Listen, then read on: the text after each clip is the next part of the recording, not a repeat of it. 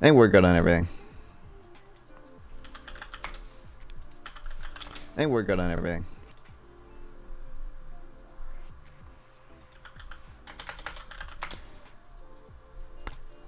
Or maybe not. Let me activate that. Oh, and the Facebook chat, of course. How could I forget? How could I?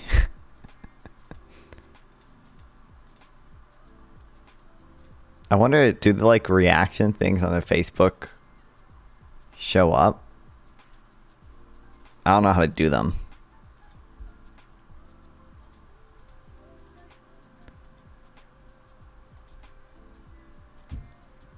Like, what if I do this?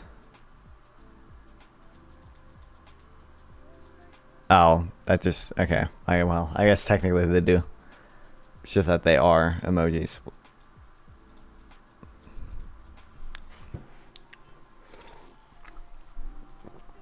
I thought it was like the YouTube thing where like you can spam the stupid heart button or the stupid 100 button.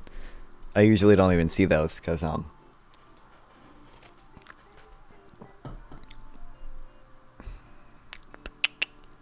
I have to be like tabbed into the YouTube thing, and a lot of times I'm just tabbed into the Twitch thing, not the YouTube one.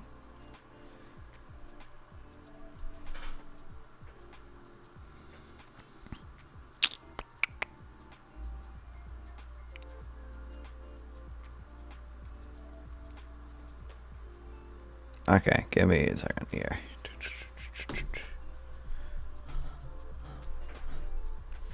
All right, but I got my new desk. We have my lights can now actually both fit on my desk, and really this one should be pointed actually towards me more.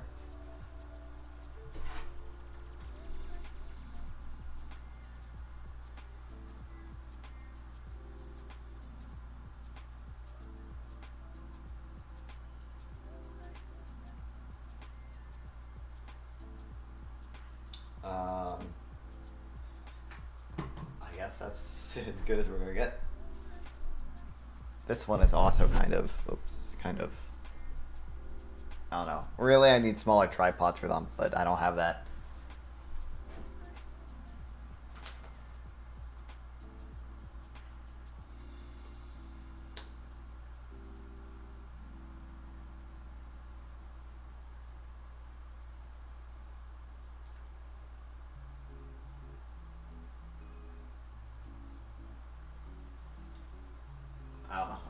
I'll add it to the list of great stream. Did it? Ghost streamer.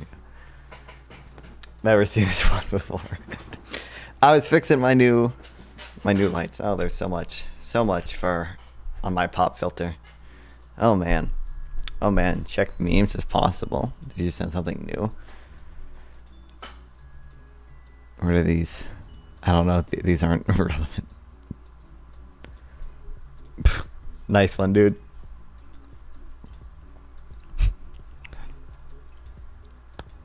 But anyway, we have a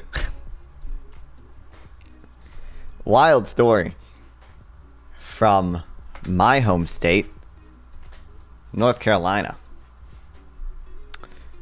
The story is not surprising to anyone from North Carolina or to anyone paying attention to the race in North Carolina.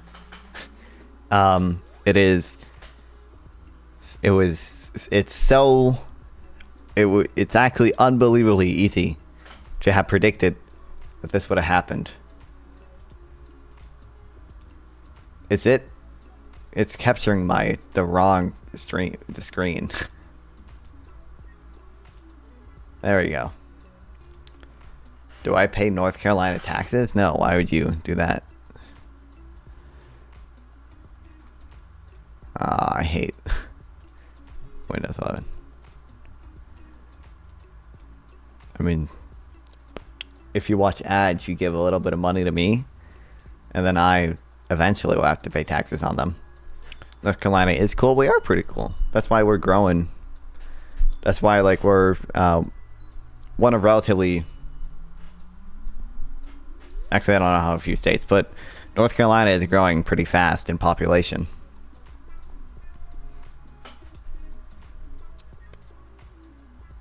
We have the Outer Banks. Those are pretty cool. That's about it. We have like the what's it called? The Piedmont Triangle or whatever, which is our cool little tech hub area, tech and research hub area with we have nice colleges in that area. I think it's called the Piedmont Triangle. And we have nice beaches with our Outer Banks.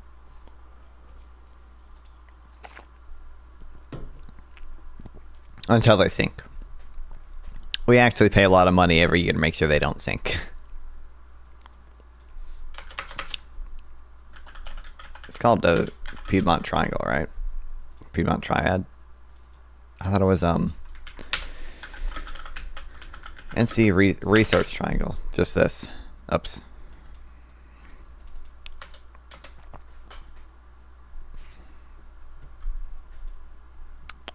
Yeah, wild. That's why we're going. But do you have that? No, I don't have that bullish gibberish. But anyway, our candidate, I was gonna make a video, like a pre-recorded video. I still will at some point, if he doesn't drop out, about North Carolina's Republican candidate for governor. His name is Mark Robinson. He is insane. Literally insane.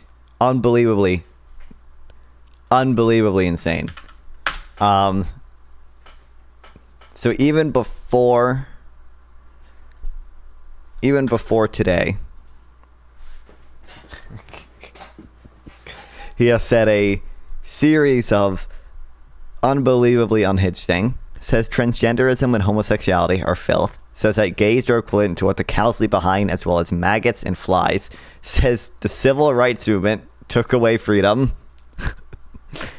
He said Beyonce sounds satanic. He said that he wouldn't be surprised if the moon landing was faked or 9/11 was an inside job. And he has posted 3 times on his Facebook about Michelle Obama being a man. Also, he doesn't pay his taxes. Mark Robinson taxes.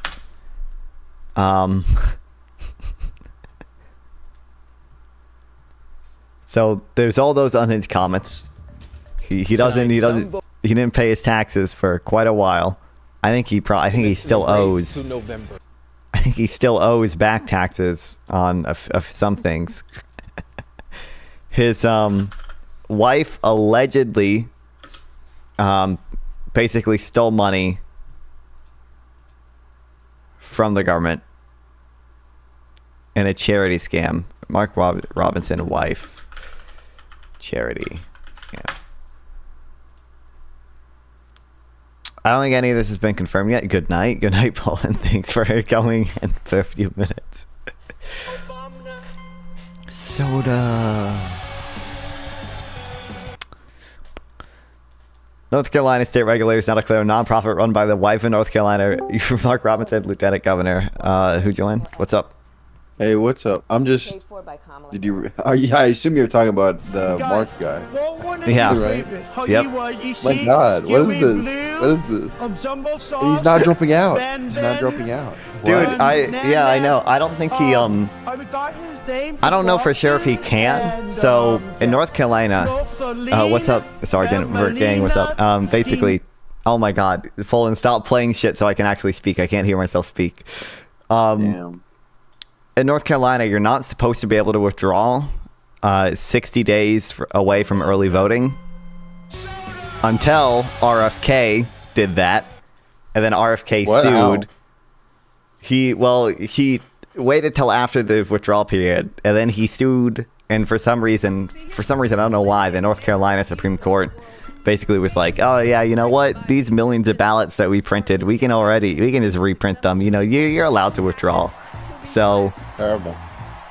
Maybe he will be able to withdraw, but I'm not sure because I think early voting actually might have already started. Well, he doesn't want to withdraw. Yeah, he doesn't want to, but I heard that there were reports of Trump campaign officials telling him to withdraw. I don't know if he's able to. Yeah, but I mean, I guess if Trump tells him to, he will. But I don't know. There is no person in the Republican Party that can be their Pelosi. You know, the mastermind behind the scenes, like managing everything. That's true, I guess. Yeah. Yeah, but he's. Well, I was crazy. literally telling him. I just went over like probably 1% of the drama, but it was like I think if I got it right, it was like on porn websites, and he's saying he's a black Nazi and like doing degenerate he made shit. a ton of unhinged comments. I literally yesterday. Remember, I like told you about like some of the messed up things he did, and then like today it comes out. Oh, on top of all of that stuff, he also is like on porn sites calling himself a black Nazi. It's literally. My God. Oh my God. And, I registered to vote, Sergeant. Giga associated with Trump. I know, Associated. So the Kamala is like already making all the ads, and it's amazing. Yeah. But fuck, I hope, because it's scary because Trump can actually win if he gets North Carolina. Yeah. So, yeah. I feel special. We're a swing state now. I hope my friends aren't watching this right now. No, but it's so terrifying. My birthday's coming up. Imagine Trump gets like, North Carolina and Georgia, which is pretty reasonable that he will. And then if he gets like even one of the swing states, he's president. Yeah. That's terrifying. It's not good. That's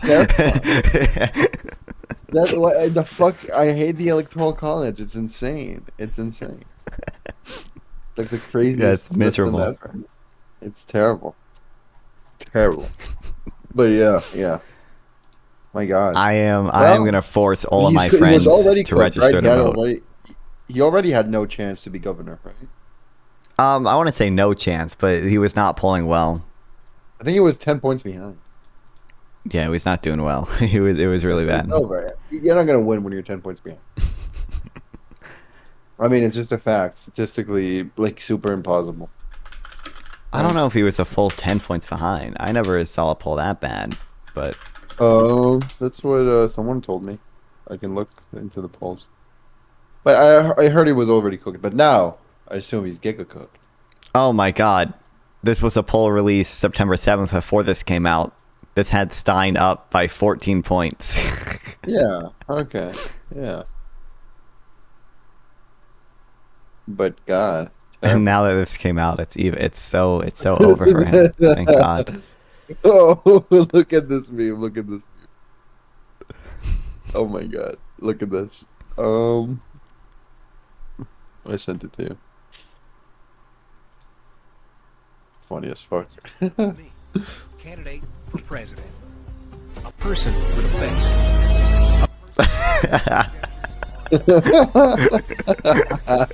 It's so true. It's so true. I think sometimes not, right? Like Marjorie Taylor Greene is from Safe Red district. Right? Yeah, I know. But God, it's the schizophrenia. It's based. I love it. I haven't read everything yet, but I think he also said that like when he was 14, he was like staring at girls in the locker room through a vent, which is like. Let's go. Unhinged. Let's go. Fuck, man. Fuck. Terrible. Wait, people don't know that Trump is as insane. My God. Wait. Oh yeah, the rate cut. Did you see the what do you call it, jobless report or whatever? No. Like unemployment's low. I think there was a new report. I think it was like what unemployed claims or like jobless claims. Jobless claims at 4-month low. Yeah. Yeah. So that's good. Below expectations. All thanks to the 50 basis points cut. It had its effect in like hours. And and literally. No, it didn't. But yeah, because they make the report like before. Probably they made the report before they published it. Yeah, before the cut. But it's the expectations. Okay, it's the expectations, bro. Yeah, I love falsifiability. Look, but yeah, either way. Well, yeah, I don't know. By the way, what is? Okay, I don't. Is there any Is there any argument for central banks looking at like owner's equivalent rent? At this point, I'm convinced that they shouldn't. I don't know. I don't like. I feel Looking like at what? owners equivalent rent, I or don't like know, the price of owners occupied housing in general. Because like Yeah, the European central bank doesn't do that. They exclude that from their harmonized inflation index, and they don't look at it. It's like I see Yeah, I Jerome don't think Powell so. like in the press conference. You know, he's like, well, you know, most of the inflation has come down. It's just rent that's sticky, you know. And then like a few questions later, he's like, well, you know, what we're facing is a shortage of homes. We can't do anything about that. And it's like, then why are you putting so much weight on like, yeah, like, Yeah, why they let you that affect politics? yeah, I don't know. I don't know. It's like, yeah. You want to put farmers on the Federal Reserve and make them consider inequality? What? Do I want to put farmers on the Federal Reserve and make them consider inequality? That was a Bernie plan. It's a Bernie. Really? Yeah, Bernie, farmers. Wait, give me a second. I'll find it. Farmers, Federal Reserve. Yeah, we need farmer representation. All the numbers Here. exclude farmers. It's all non-farm payrolls and Here, he had like an non-farm. op-ed. Okay. To rein in Wall Street, fix the Fed. And I'm pretty sure he advocated farmers there. I'm almost certain. Let me look up.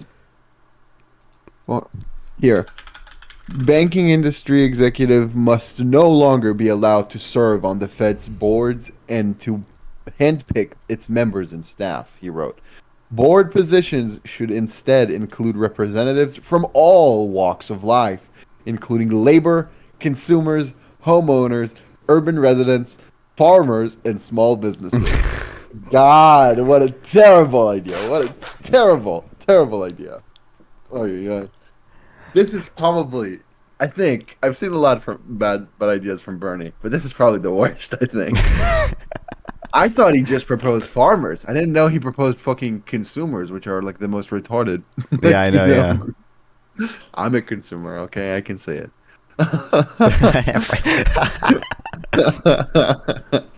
Yeah. You know, terrible. Well, that's it. I mean, I don't know. Are you doing a reading on the governor or potential governor? Yeah, I'm gonna read Whatever. a few other articles on the governor shit. Did you get any notes on central banks? Because I don't have any. I'd love some. No, I haven't really looked for any yet. I'll Yeah, do it I mean, at some I don't point. know. The empirics are pretty strong. I mean, and the macro is pretty strong. I mean, it's just, I don't know.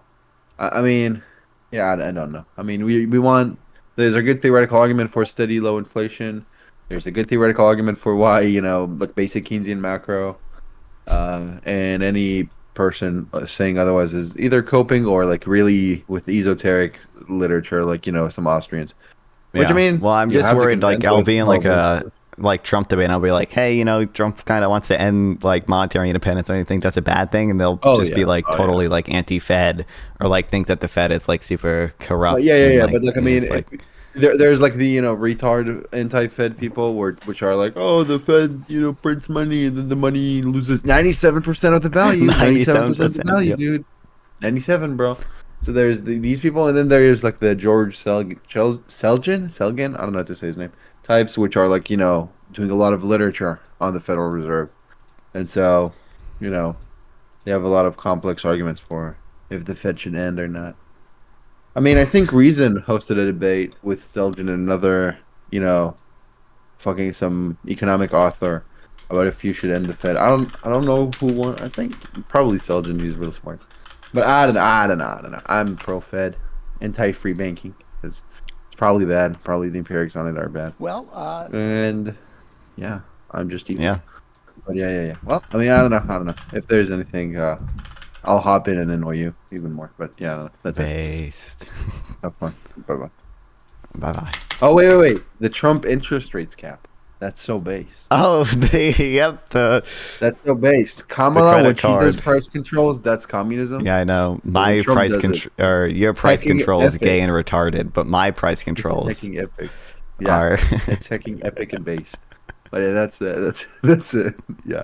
Well, I mean, you have to mention it to Republicans. It's like, oh, what do you think of Kamala's price controls? It's like evil communism. Oh my god! And then like, and then like, what about the like, but then they're gonna be like, oh, the banks though. The banks are like, they're evil and make it corrupt everything. and Yeah. It's not like small businesses. The banks are actually evil and predatory, and they benefit Wall Street and blah blah blah blah blah. That mouth diarrhea, whatever. Well, that's about it. Yep. Vote them. Bye bye. True. I will make sure all my friends register to vote. I don't at my fucking birthday party. Hope they're not watching. I'm gonna sabotage, or not sabotage them, and do an intervention. But yeah, Robinson, even before this, was a schizo, insane pervert. He didn't pay his taxes. His wife is like implicated in some scandal for like a I think she was, I don't know if they claim that she was embezzling money from the charity, but like she was like giving herself raises like once her charity got like got extra money for like COVID relief. I think they underreported like $100,000 in expenses. They apparently had like a daycare that also, I haven't read into the daycare thing, and I know Josh Stein made an ad about it, so I don't know. Maybe that's just Democrat propaganda. It could be. I don't know. I haven't looked into it like I have some of the other things, but he's already pretty insane. And then today, we had a report come out about his comments that he made on some porn sites which had discussion forums where every normal person goes. Every normal person goes to obscure porn sites and then goes to the discussion forums to talk about it. This is also after, by the way, a porn store employee came out and said Mark Robinson was a regular there. Which, that was kind of like anecdotal at first to whatever, but like now that this came out, that's looking to look quite a bit more believable. Story just released by CNN, Mark Robinson, the Republican gubernatorial nominee in North Carolina, was revealed to have made a series of inflammatory comments on a pornography website's message board more than a decade ago, in which he referred to himself as a black Nazi and expressed support for reinstating slavery. According to reporting, he also said he enjoyed watching transgender pornography and has referred to himself as a perv. CNN was able to verify that the username behind which the same guy who called transgenderism filth, by the way. Those comments were made did indeed belong to Robinson and occurred on a pornography website called Nude Africa. He reportedly listed his full name on his profile for Nude Africa, as well as an email address that he used on numerous websites across the internet for decades. CNN put together a chart, as I'm showing here, showing all of the other social media platforms on which Robinson used the same username as well. His private positions on transgender pornography, for example, stand in stark contrast to his public stances. For instance, he's argued that people should use bathrooms only that correspond to the gender they were assigned at birth. He's also said that transgender women should be arrested for using women's restrooms. The article also goes into greater detail. I'm not going to read it aloud because the video will get flagged, but I will put up a small sampling on the screen to show the kinds of things that Mark Robinson wrote. Oh yeah, I take Hitler over any of that shit that's happening in Washington right now. This is when Obama was president. Slavery is not bad. Some people need to be slaves. I wish they would bring it back, bring it slavery back. I would certainly buy a few, he wrote. I'm a black Nazi. On the message boards. As you can see, they discuss Nazis, slavery, and so much more. Each sentence more reprehensible than the last. The stuff that you're looking at right now should not only end somebody's political career, but would be disqualifying in any facet of life, in any job, in any social setting, anywhere. The fact that this guy is still on the ballot for Republicans and likely to remain there is a testament to the rot that has pervaded this political party. The GOP has devolved into little more than a hate cult. And of course, all of this is a drop in the bucket for somebody like Mark Robinson, who is far and away the most extreme Senate candidate running this cycle. He's called for a complete abortion ban, he's attacked Martin Luther King Jr., and he's mocked school shooting survivors. In fact, Robinson is so vile and reprehensible as a human being that it really is hard to imagine any scandal would have much of an impact on him, given the depravity that people would have had to already be willing to accept just to vote for him. Although it does look... Yeah, he went on like a ton of podcasts over the years, like saying, oh, no abortion, no exceptions, We have so many clips of him saying this. And then, because Roe v. Wade got overturned and abortion is an issue now, and it's a winning issue for Democrats.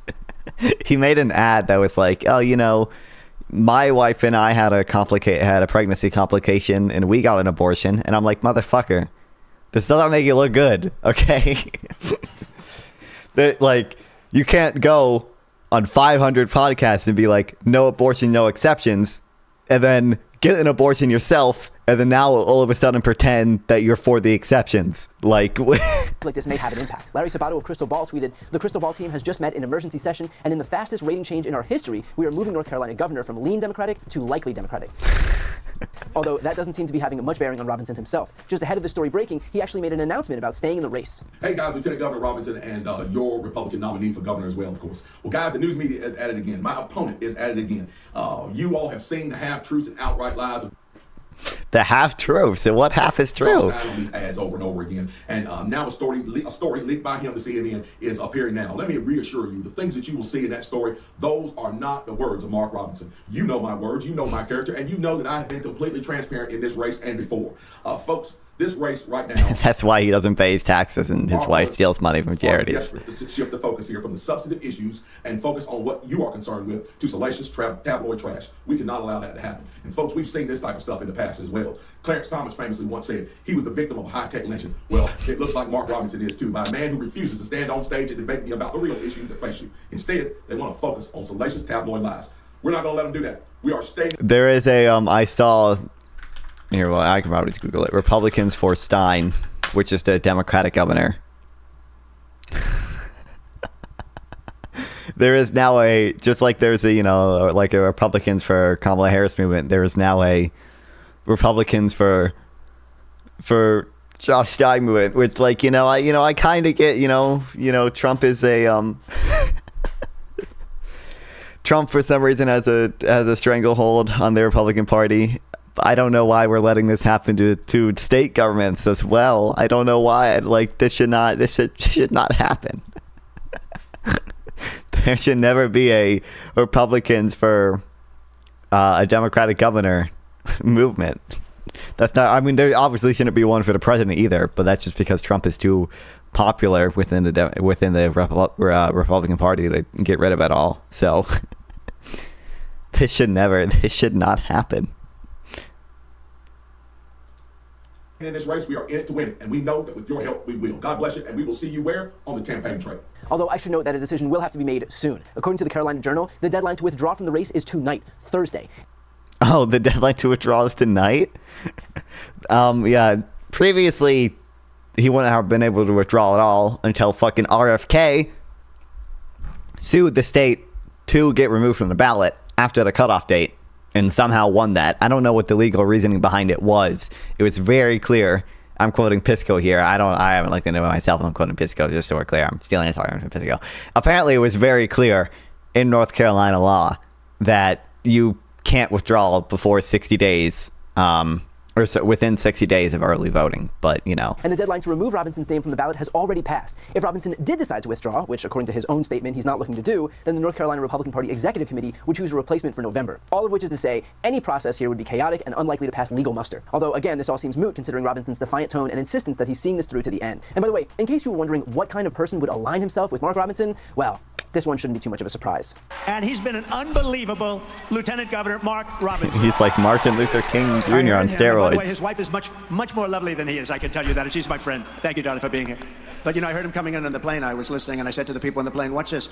This is Martin Luther King on steroids, okay? Now, I told that... By the way, Mike Robinson in the past has said that he thinks the Civil Rights Act was a mistake. All right, I think he said the civil rights movement took away freedom. It's what he said specifically.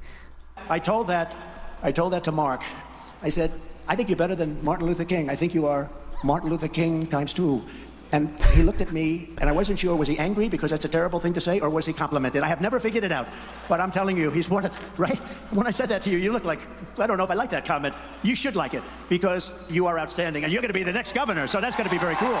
Now, the fake news will go He's to not them, and they'll gonna be take the that little next statement governor. that I make, that little cute statement, and they'll say, he said that this gentleman is better than Martin Luther King. This is a terrible thing. Is he a racist? It'll end up being... I don't care. It doesn't matter. Because the people get it. Mark, the people get it. Thank you, Mark. And that was a great speech you made, too, and I appreciate it very much. And the Kamala Harris campaign has wasted no time in releasing an ad tying Robinson to Donald Trump. Mark Robinson, he's out there, he's fighting. A very good man. This is Martin Luther King on steroids. I think you're better than Martin Luther King. I think you are Martin Luther King times 2. I think he's going to go down as one of the great leaders in our country. I've been with him a lot. I've gotten to know him, and he's outstanding. He's outstanding in presentation, but he's probably even more outstanding in heart. Somebody that we have to be very, very careful. We have to cherish. You have to cherish, Mark. He's a star. You have to cherish him. It's like a fine wine, because that's what you have. You have a fine Gas wine. prices, so He's an true, Joe outstanding Billy. person. I've gotten to know him so well and fairly quickly. And look, it's not like Republicans didn't know who Mark Robinson was. The actual problem is that they did know. But again, this is what today's But Republican Party what has about become. This is what that party is. It is a race to the bottom. It's a political party solely predicated on how much you can hate people who don't look like you. Or, in this case, people who do look like you, but not like the overwhelmingly white base that makes up the GOP. And look, the fish rots from the head. This is the result of having a party led by somebody like Donald Trump, who has committed and bragged about sexual assault, who was found guilty of federal crimes, whose last act in office was to prevent... He didn't even mention... what was it? The thing that I mentioned. Oh, he said the Civil Rights Act was... took away freedom. Mark Robinson, civil rights. I mean, was this? Attack civil rights movement. So many freedoms were lost. Like, right after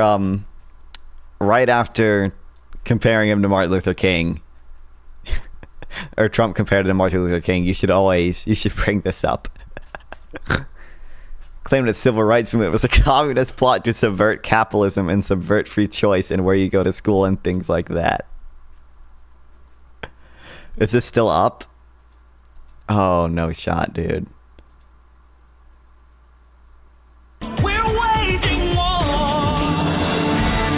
Welcome to the Chris Level Show. Politics and... Oh, it's 3 hours long? Is there a transcript? I don't know if there's a transcript. Maybe someone uploaded it to YouTube. But yeah, he's insane.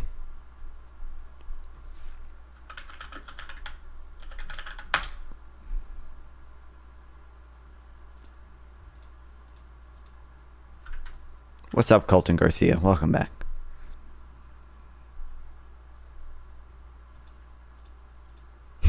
the peaceful transfer of power for the first time in American history. He is a con man, a cheat, a grifter, a fraud, a sexual predator, and a criminal. And he's given a permission structure for the most base, vile creatures in America to feel emboldened enough not only to come out from the shadows, but to feel entitled to the highest positions of power in this country. That's what this election is about. So regardless of what happens with Mark Robinson, just know that he is but a symptom of a larger disease that has completely enveloped the Republican Party. And it's why it's so important that everybody turn out to vote, even if you're in safe blue districts or states. Because the goal is to not only win this election, it's to repudiate Republicans so completely, so wholly, so unequivocally that they understand they will never again be a viable political party in the United States, espousing the views that they espouse. The chilling reality is that if any of these people win in November, people with these beliefs and this character will be validated. They will be emboldened. We will see more of them. So this is our chance, this November, but with early voting already starting even sooner, to rid ourselves of... Is Trump a business falsifier? Well, that's what he was convicted of that, right? Of the... Or was that a civil suit? The faking wealth to get bank loans? Depraved political party, their depraved beliefs, and their dangerous agenda. But we won't have a second chance. So if this story was the straw that broke the camel's back, so be it. Now is the part where you do your part to ensure that people like Mark Robinson, like Donald Trump, like the rest of today's GOP, never again get near the levers of power in this country. Yeah, he's a little cuckoo crazy.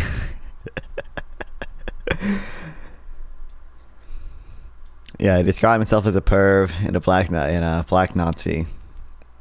I would not recommend going to this website, by the way, that he posted it on. I wanted to see if his things were still up. You had to make an account. I'm not going to make an account. I don't want to do that.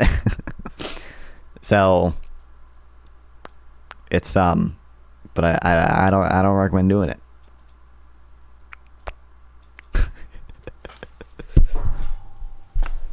That was awesome, dude. I forgot. My mic stand is lower now, so I just hit it. Oh no, now it has erectile dysfunction again. God damn it.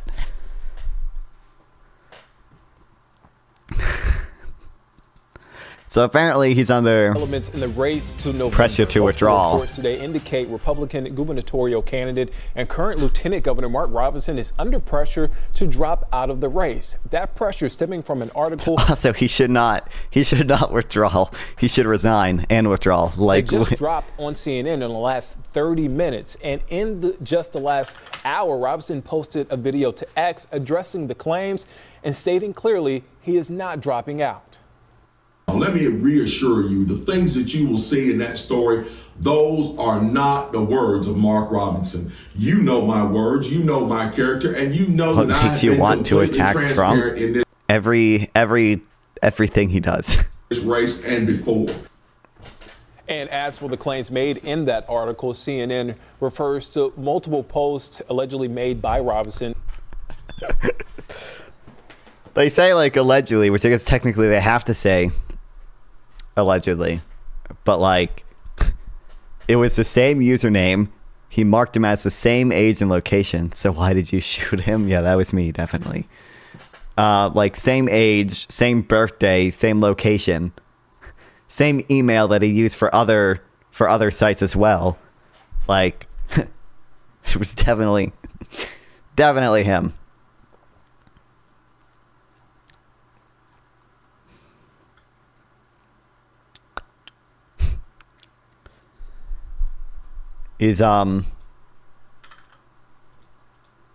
I heard Trump campaign people wanted him to withdraw. Mark Robinson's email and Ashley Madison? Oh no.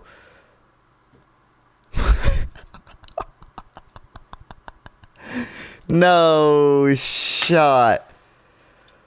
Oh my god, really, dude? And if I, the North Carolina Republican, confirmed an email address belongs to him.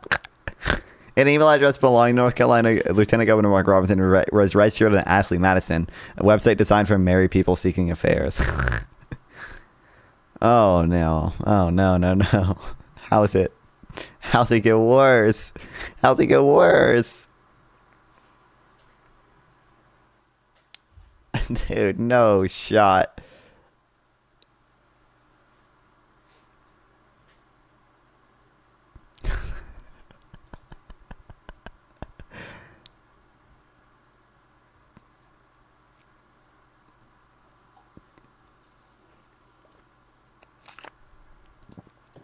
There's no way. There's no way. He should. What?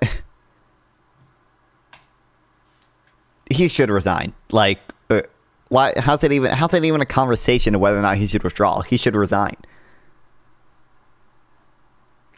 Would you rather be black, not a C, or a white communist? Oh, good one, bro. That's what you meant by Nazi. Sorry.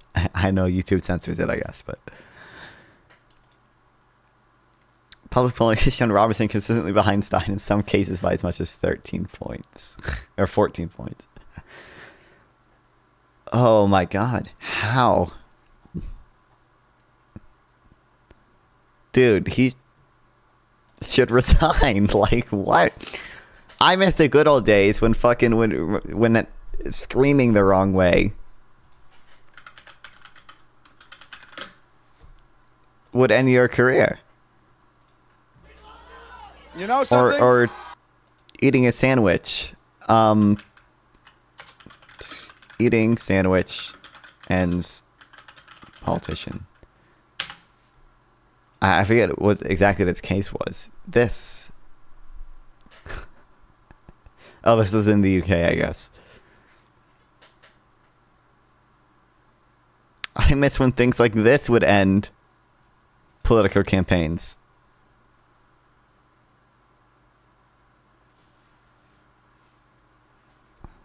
And now, like, you can say whatever you want. Your wife can steal money from a charity that was getting government funds. You can... I guess he had an account on Ashley Mashley. Who knows if he actually cheated on his wife? You can try to cheat on your wife, and no one cares. I'm in the UK. Ed is now a member of parliament. Did he lose? Did the Labour Party lose seats or something though? Because I've heard.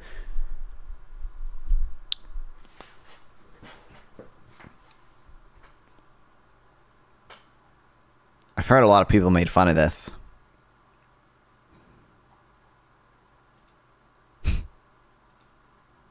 Educating popular internet media prompted a cultural debate about the lengths towards politicians attempting to control their public image. Some regarded focusing on the image and its resulting internet memes as having been motivated by anti-Semitism. Miliband dismissed the debate as unimportant. Others in the media focus described the media focus as unfair or part of a wider negative personality-based media campaign. The photo was used in a mocking front page of The Sun, the UK's most widely read newspaper, the day before the 2015 general election. It's unclear what effect, if any, the photograph had. He got kicked out of Labour Party leadership, I'm sure. Awesome.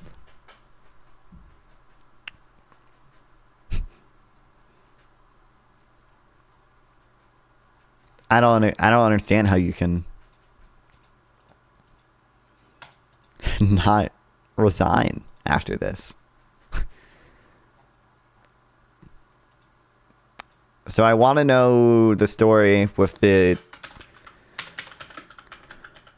Mark Robinson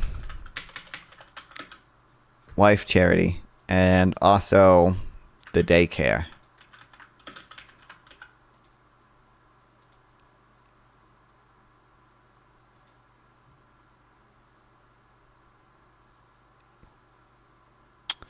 The claim these were uncovered, there were uncovered electrical outlets around 1-year-old children. Answer: true. The precocious beginnings was cited for 1 and 2-year-olds not being supervised.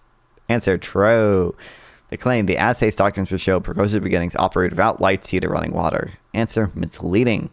There was an official complaint sent to DHHS Jesus in 2007 that claimed previous beginnings, or wait, this is Precious Beginnings, isn't it? I can't fucking read. I think they meant Precious Beginnings had been using the oven for heating as the gas had been cut off for a period of time. The lights in the daycare were found to have been cut off several times. It's unknown if the daycare has running water at this time. While there was a complaint, there was no official state record that shows this was true. It was only a complaint. The claim: inspectors found falsified state credentials and no criminal background checks. Answer: true. The claim: daycare wasn't sanitary. Answer: misleading. Sanitation inspections from 2002 to 2007 show that although there was some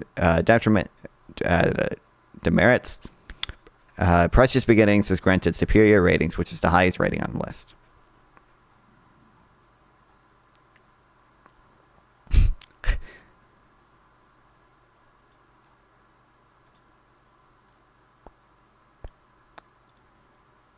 A daycare previously run by Robinson and his wife in Greensboro. So, like, he had a daycare that endangered children.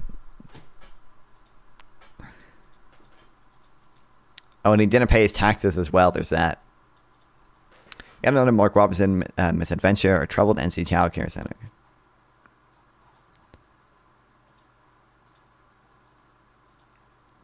Nonprofit run by Lieutenant Governor Mark Robinson wives owes the state $130,000. Nonprofit run by Lieutenant Governor of North Carolina, Mark Robinson's wife, I don't know why I kept saying North Carolina, Yonda Hill, has been ordered to pay $132,000 by the NC Department of Health and Human Services as part of an investigation into her nonprofit, according to the documents released this week. Hill shut down her nonprofit Ballotarians. As of April 30th, amid a series of letters from DHHS lawyers about missed meetings and requests for more documents related to an annual state review. Balanced Nutrition, where Robinson had worked before being lieutenant governor, and other members of their family have worked, helped child care centers get food from government programs. A letter from DHS. I can't say it makes me stutter. DHHS sent to Hill on Friday says that Balanced Nutrition owes the state $132,118. The nonprofit plans to contest the findings in an appeal. Ay. How is it? How are you this bad?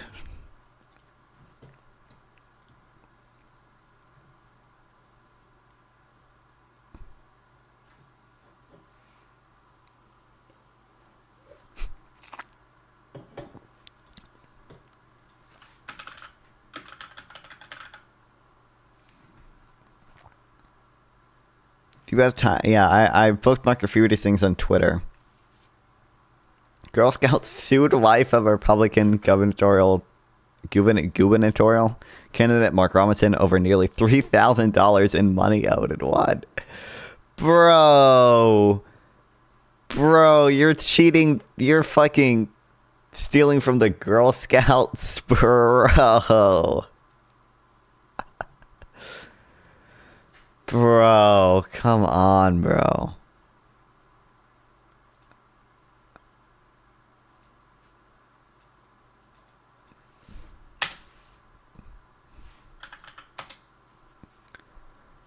Oh my god, bro.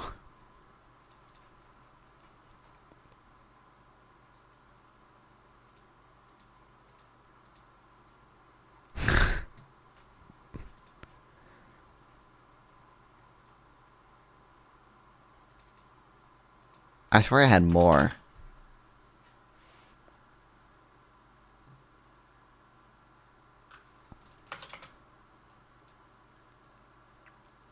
Robinson claims he spent thousands in campaign funds at a store where no record happened around the same time he deposited thousands at a credit union where he had a personal loan. Oh my god. More questions for Robinson. Store says reported campaign purchases never happened.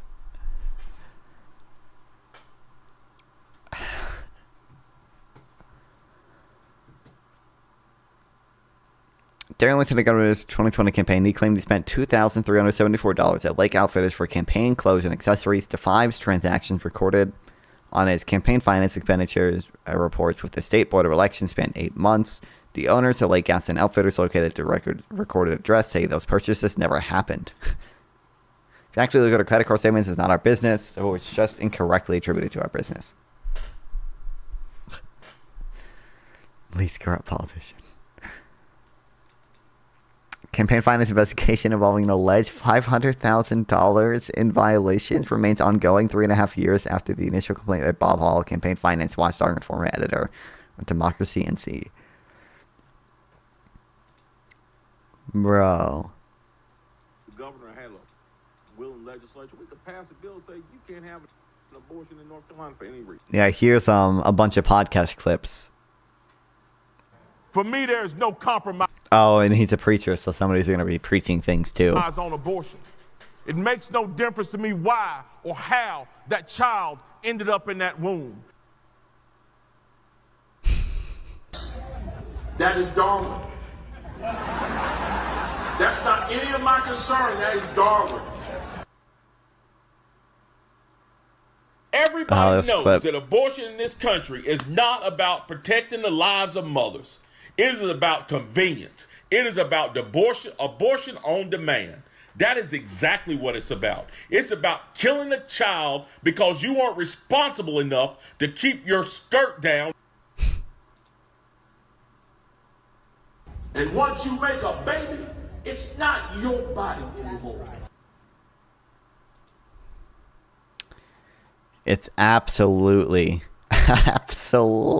wild.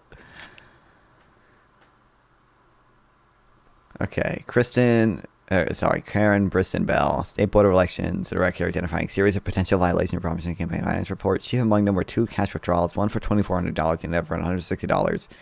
North Carolina state laws requires that campaigns cannot pay for non-media expenses greater than $50 in cash. The 2 withdrawals appear to have been made to the state employees credit union where Robinson was paying off a loan at the time.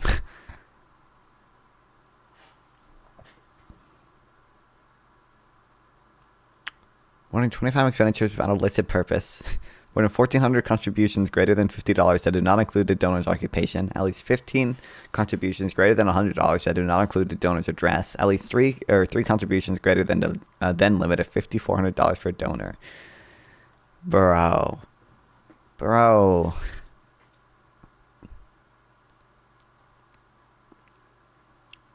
How? Okay, on one hand, there's no argument that he shouldn't resign. There's no reasonable argument that he should not resign and withdraw from the race. On the other hand, he should stay in because it gives Democrats a better shot at winning the governor's seat. On the other hand, I really hope he stays in.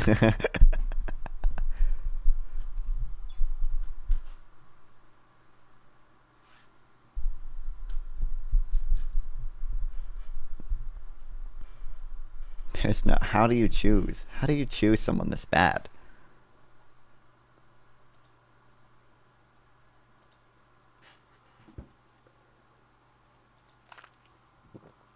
Why is Donald Trump on Twitch? Live at an Israeli-centric convention, he said Israel must defeat Kamala. Will be turned back and crushed, starting... Bro, 6,000 viewers? Bro fell off. Bro fell off. Come on. Hassan has more viewers than Donald Trump right now. Yeah, he's just watching Donald Trump. Okay, well... I guess that makes sense. Historically Republican Party voters anyway.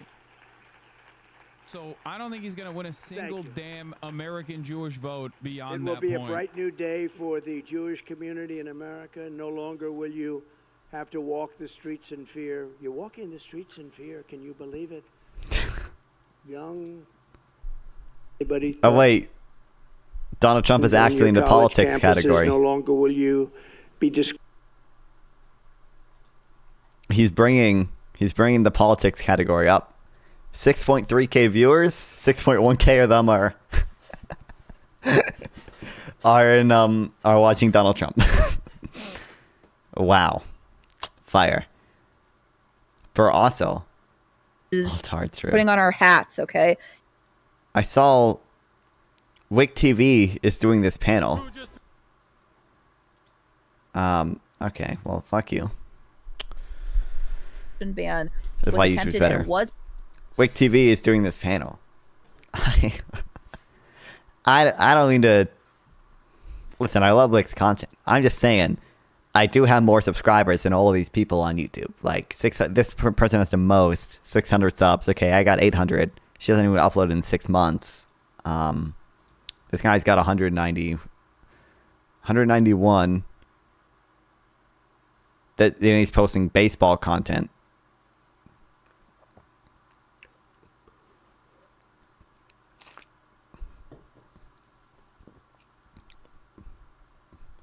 So, although he does have more followers than me on Twitch. I'm just saying, I mean, it's about, well, they're doing like a state of the race thing, but they're also doing they're all bots, so true, white flowers. They're also doing a,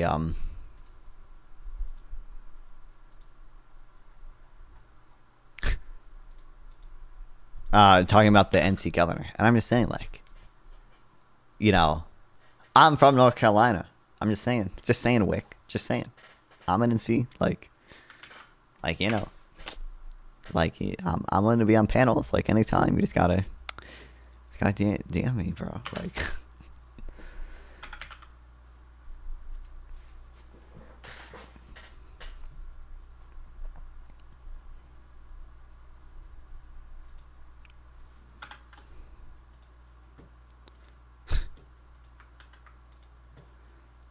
like, this is so fucking insane.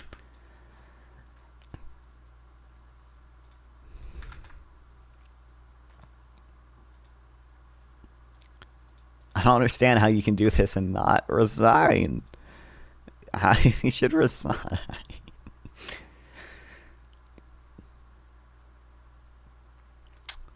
Girl Scout sued wife for $3,000 in one. 2003, the Girl Scouts filed suit against Hyundai Hill due to almost $3,000 bad check. The matter was heard the following month. Court documents indicated that nobody attended on behalf of the defendant. Is this another Supermare? What do you mean? Even questions if I'm a bot, I'm constantly having to check captcha boxes if I'm a human. Sometimes I can't pass a new one. Maybe I'm a bot. Some of the new captchas they have. Way too hard.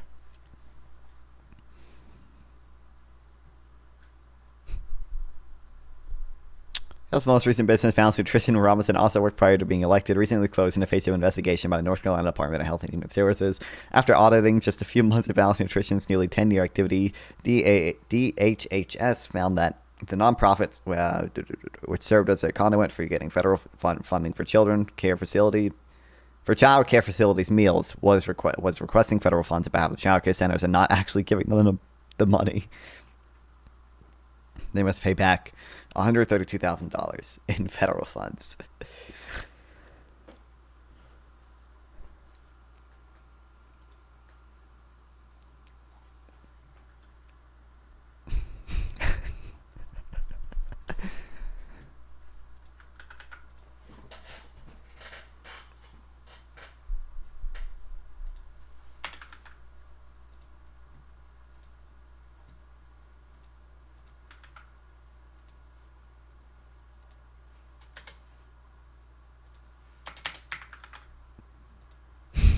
What a fucking insane dude.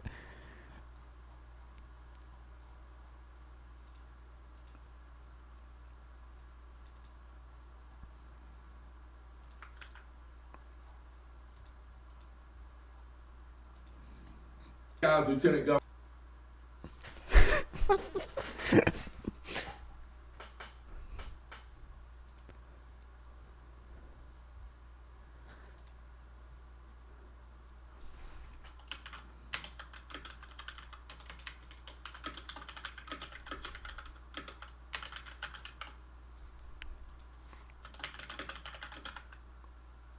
Josh Stein versus Mark Robinson Falls. I want to find the one where he had that 14 point lead.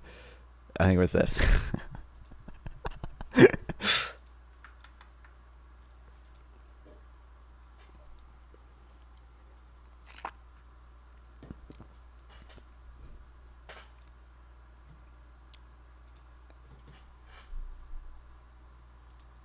That's not quite. This isn't even 14 points. This was some.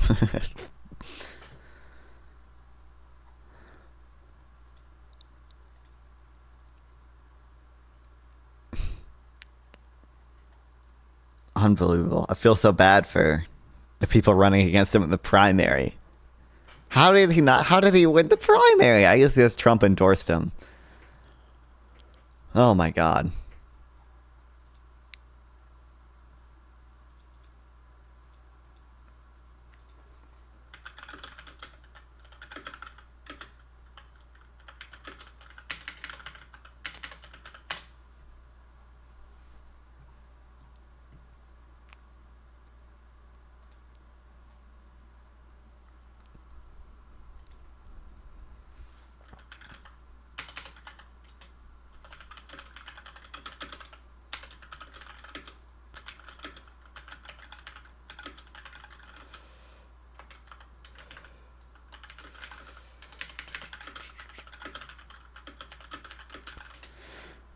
Okay. I don't get it. I don't get it. He should resign. But I do prefer when he takes the, Trump-focused approach. I like when he talks about Agenda 47 and the plans that he actually has. Kamal is often attacking him with Project 2025, knowing full well that he has a completely separate agenda, which is... It's a completely separate agenda. Still bad, but...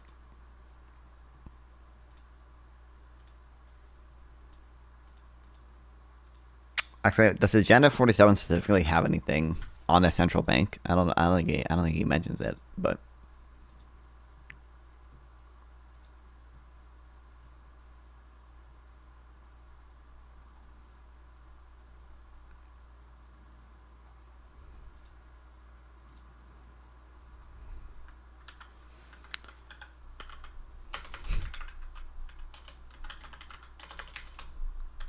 By the way, I need to figure out a way. Oh, what's up, talking Stephen Hawking? Love me, my mandatory 32-second brain rot shit before I go back to reality.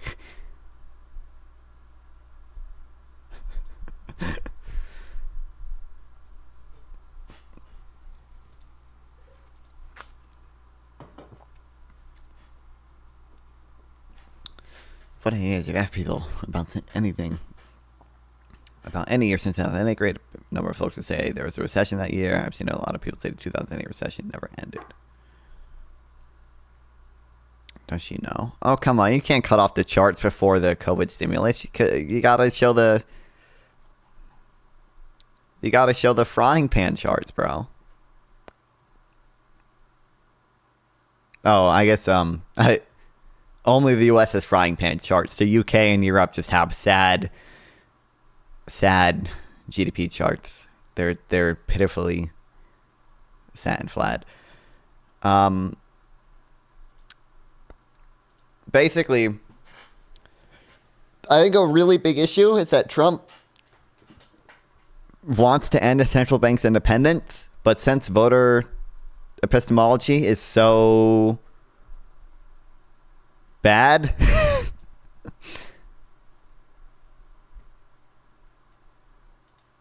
people don't understand why that's a bad thing. People don't understand why central banks have to be independent, and people don't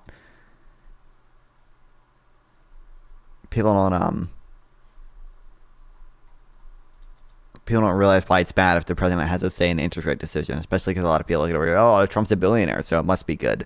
But really, it's not about...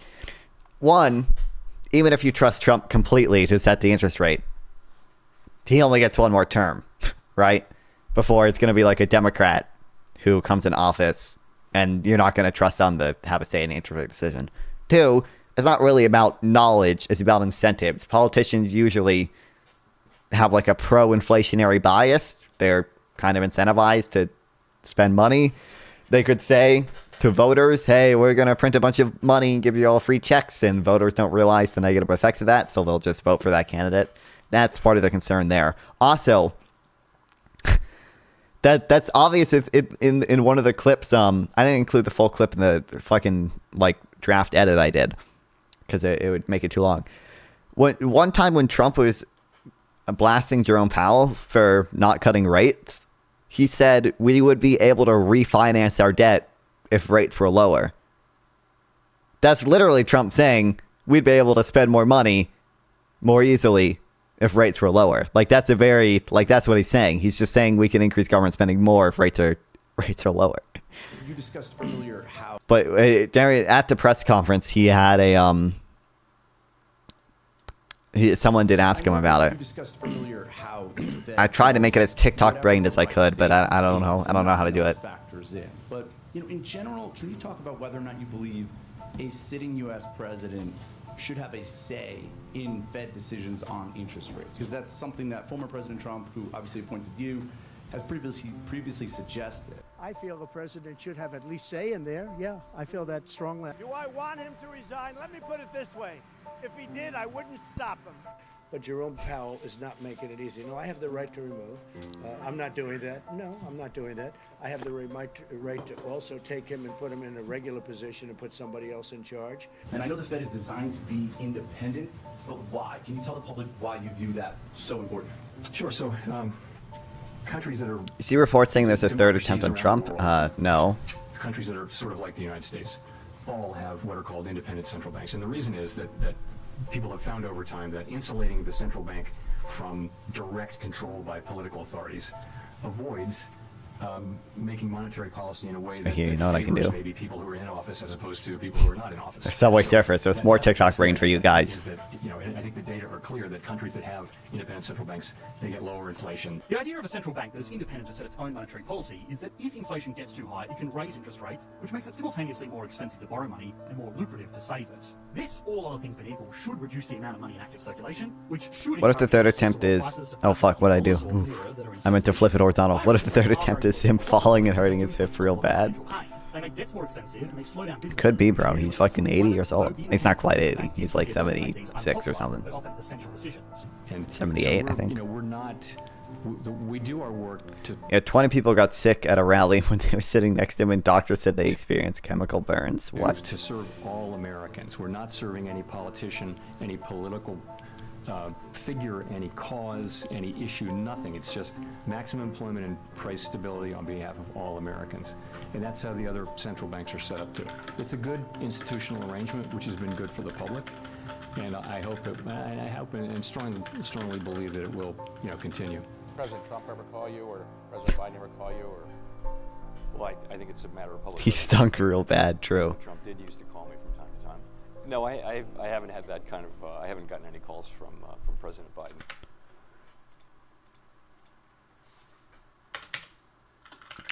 Trump.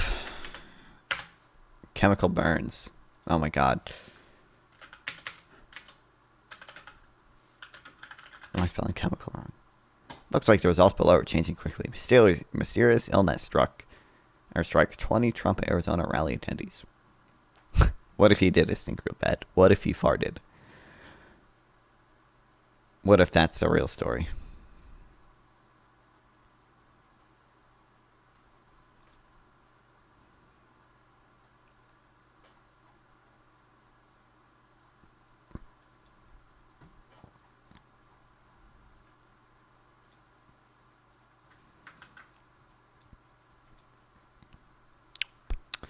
What would that even,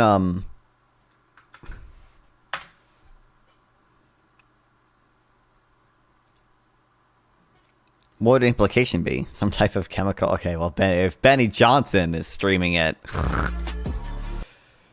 Immigrants and YouTube, and you like go search for directed energy weapon, and you find hundreds of companies actually bragging about the capacity to do this. Here we go. Okay, Dragonfire is an MOD and Wait, does he think STL. they're using a direct energy weapon against Trump? Capability of a laser-directed energy weapon system. Does he think a civilian would have this, or does he think fucking Lockheed Martin is out there? For the self-protection of land, maritime, and air platforms. It's funded by innovation funding and is at the leading edge, not just of technology, but in demonstrating the end-to-end capability and informed. Is this a shit from Cars 2? It is a shit from Cars 2. Bro, I can't believe Tomater went off the edge like this. You know. What the British cars? What's the hot one? The hot British pink car, bitch. I guess there's a lot of questions. Don't clip about that. This. You have the same thing from Lockheed Martin, the same thing from all these government contractors working on these directed energy weapons. And now you have a bunch of Trump supporters saying, "Yo, I have Havana syndrome." We're all together blind, all of us in this little group, this little grouping on the side of the stage. Does he think? I feel like I don't know, like what the effects of like anthrax are or something, but I feel like it's. I don't know. Can you? Is there a chemical like anthrax that you can fucking chuck at people and it makes them all blind and have chemical burns? I think that's more likely than a fucking whatever laser he thinks they have. What?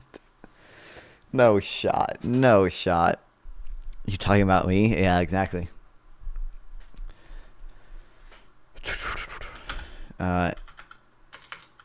Anthrax effects. I can't. Wasn't there like a case of like whatever the anthrax mailer dude? Anthrax male. If I look it up, will it come up? Yeah. Letters for anthrax began appearing in the U.S.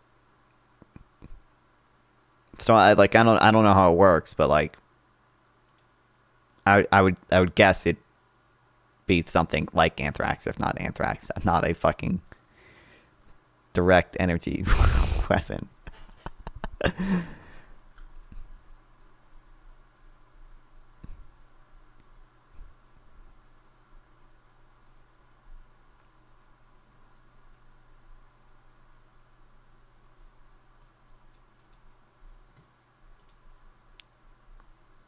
Well, I'm sure within a few hours we'll know more. Why did they use this picture of him?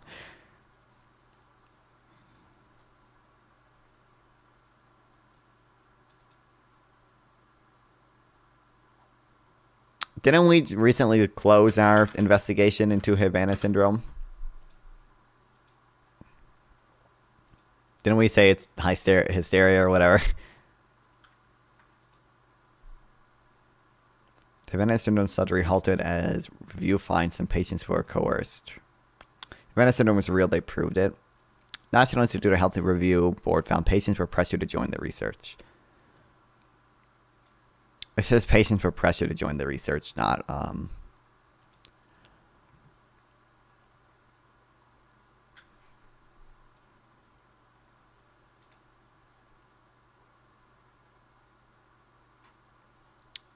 not anything else. Those patients are still on disability.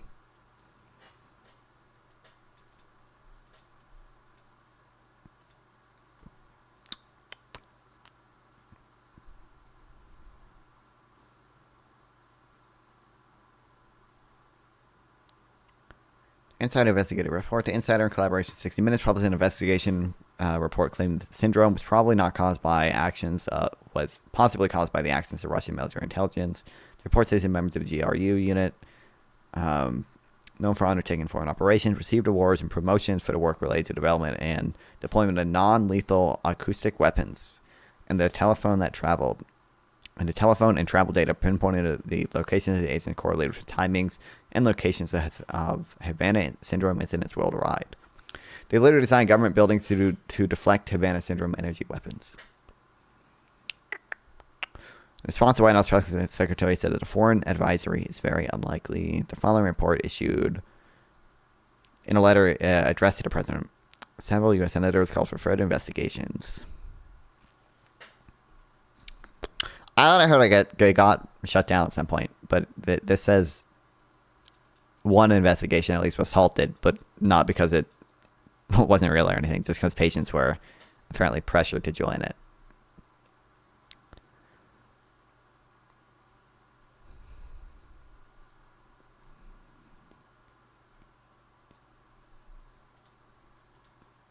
Did the reports of Havana syndrome go away when they built the whatever energy deflecting weapon shit?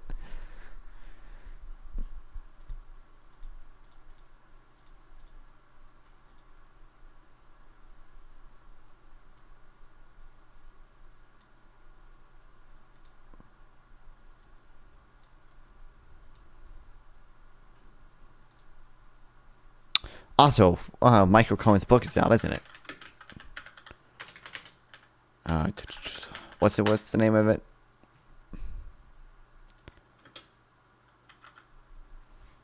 The new one, the Trump one. This one.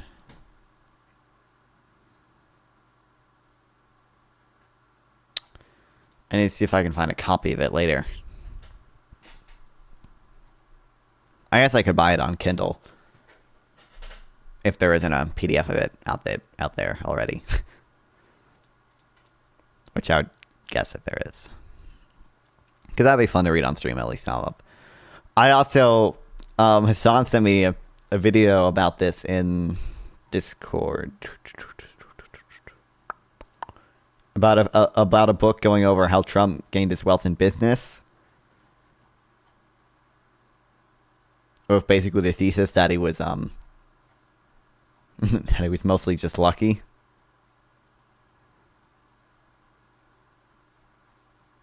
If I can find it.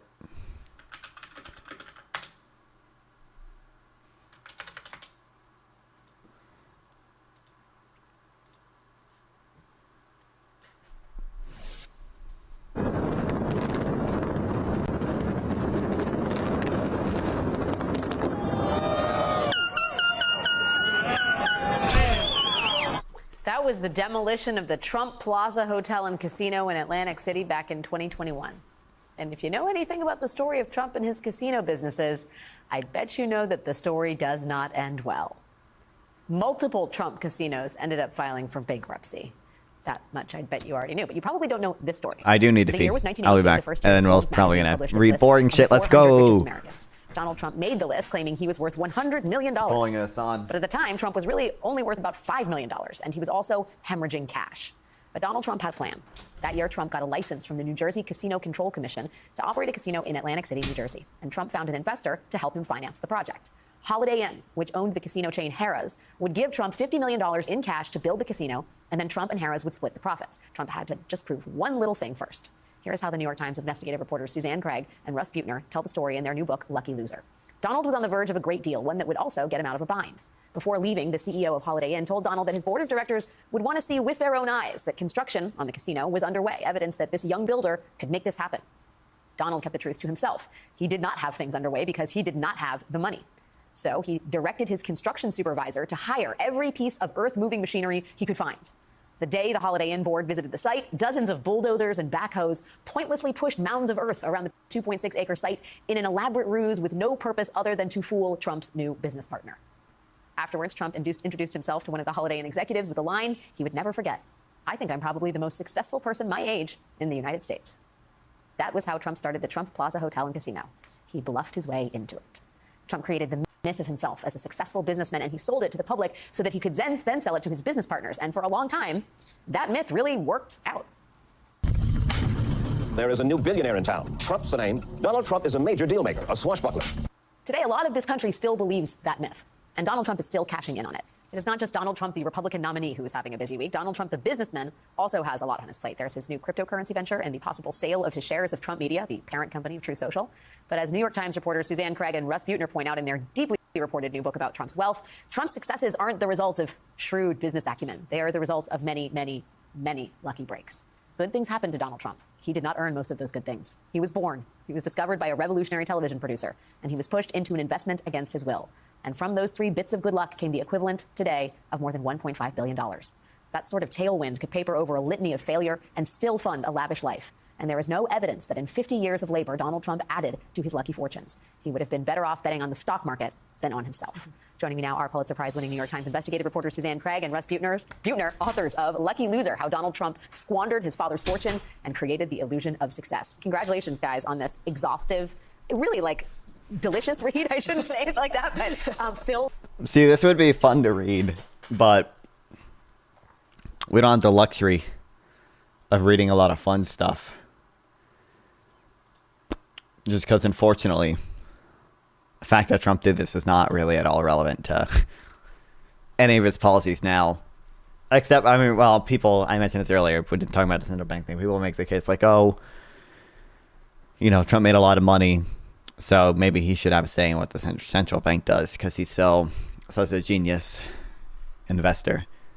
But I feel like the easier case to make there is not that Trump is not a fucking genius. The easiest case is that it's about incentives, not about knowledge.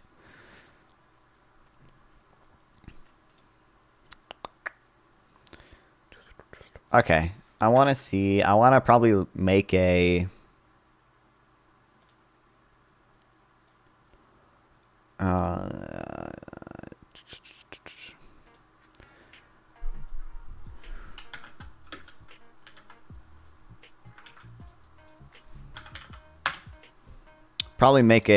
short summary thing of some of the Mark Robinson things.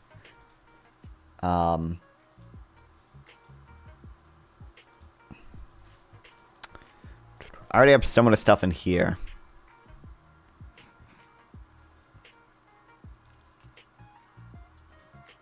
Here, I'll just rename these. I'll rename this Insane Mark Statements.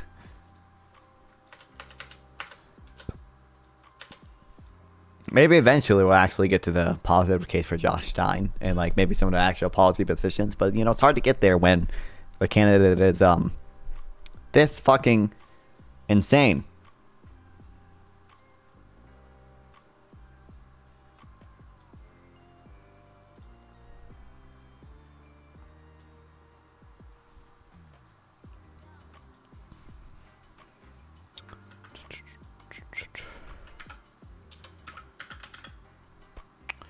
Are you sure? What do you mean?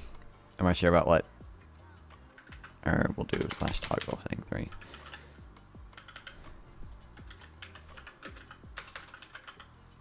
Politics? What about it?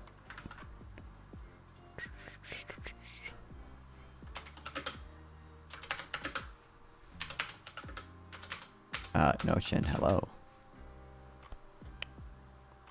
Okay, so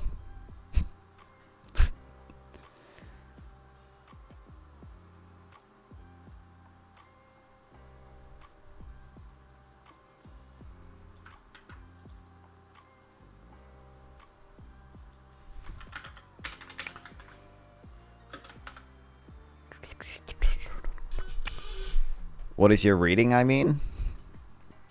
What is it you're reading? Right now we're going over some of the Mark Robinson stuff. He's the NC Republican candidate for governor.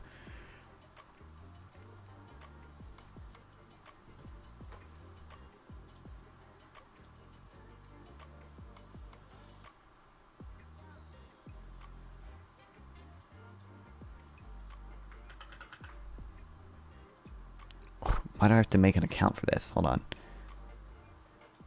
share Twitter, and then can I copy the link from this?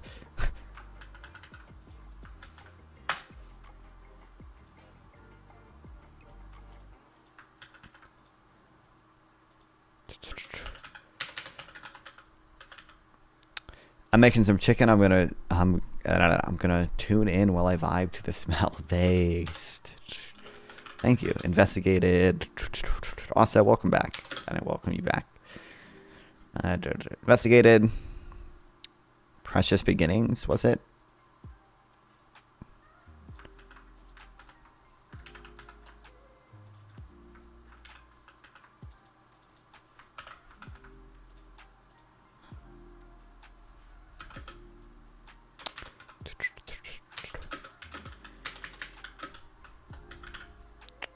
Daycare run by Mark Robinson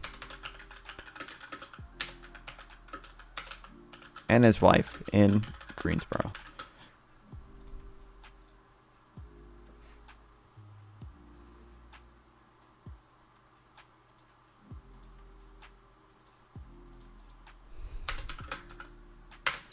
Oh, it's the leak about Fontaine? The new leak is about comments that he made on porn websites, calling himself a perv and a black Nazi, and the fact that he enjoyed transgender porn while publicly taking a very anti-trans stance.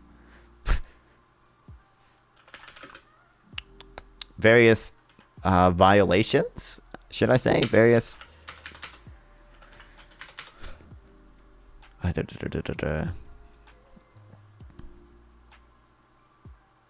Fuck. Various child endangering aspects. He wanted to peep up the cornhole, freaky. So true. Welcome back, world famous. Various child endangerment violations. Look at comments. Meanwhile, Microsoft. Wait, no, Shaw, why would they make this now? What horrible timing.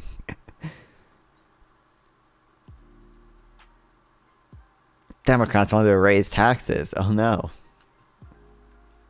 That's fucked, yeah. Can you not say fucked in YouTube chat, really?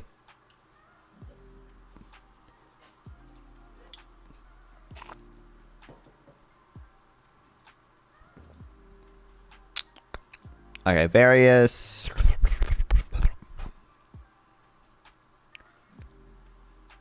I guess I don't want to say violation because I don't know if they were actually like charged with like.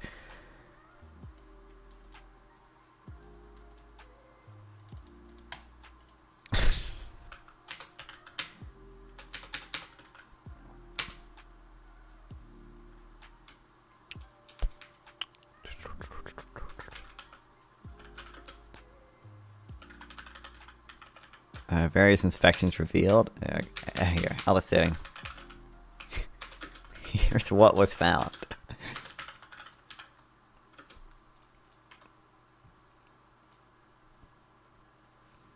There were uncovered electrical outlets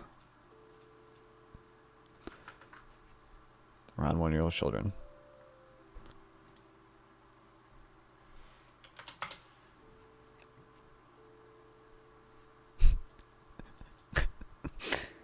One 2-year-olds were not being supervised.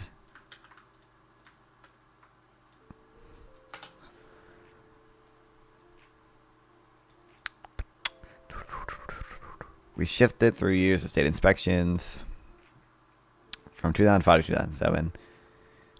It wiped it the first time I sent it without the period. Damn. I think I should be able to say fuck. They might have got mad at you for other things. Maybe if that's the only thing you changed, then I guess you can't say it. I don't have any control over YouTube censorship. It's bad. Sorry, guys. Unburdened by what has been. Thank you, the boss. Wait, that's not bits. I don't need to thank you for that. But welcome.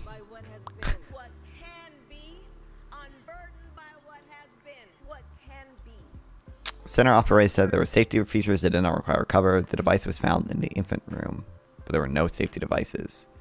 Now it's for the 1-year-old room. Damn.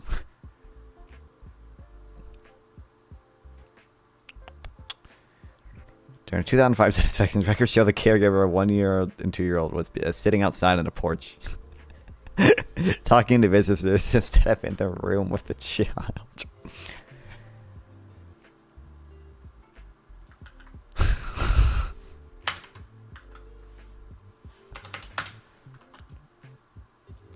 Darwin showed operator without lights eating a ladder. So this one,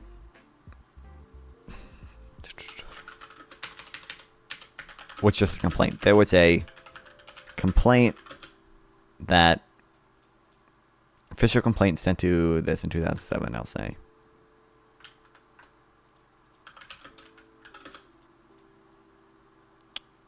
The claim they spelled it wrong here.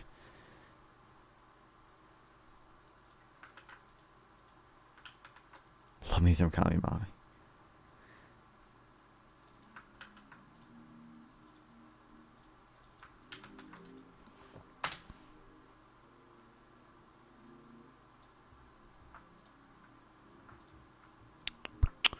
Inspectors falsified staff credentials and had no criminal background checks.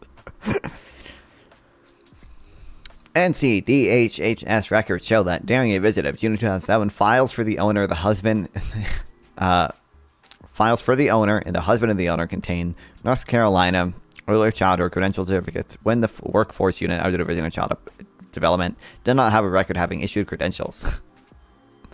The report says that the work office is the only office that distributes certificates. As for background checks, during that same visit, the report states criminal records qualifying letters are on file for the owner, husband of the owner.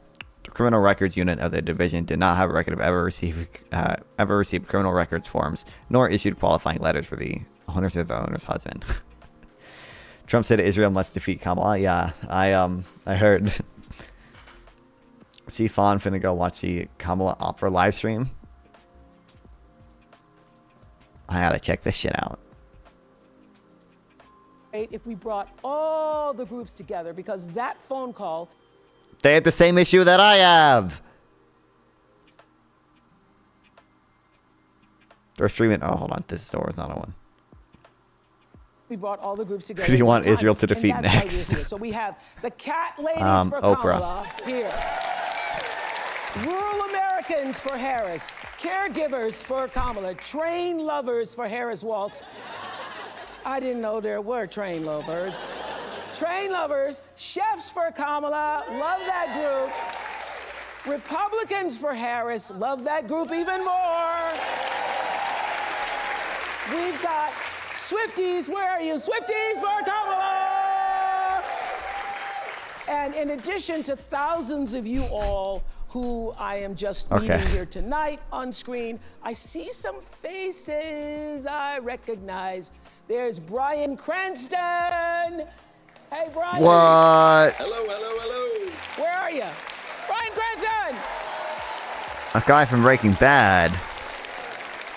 I hear Chris Rock is in the house. Chris, where are you? Chris Rock is in the house. Ben Stiller, Jennifer Lopez, Tracy Ellis Ross. Jennifer Lopez! Where are you, Jennifer? Yes! Tracy Ellis Ross, where are you? Tracy Ellis, where are you on the screen? Tracy Ellis! Wait, Oprah's still alive? Damn. She's not even that old. Oh, wait, no, maybe she is. She's probably 60-something by now.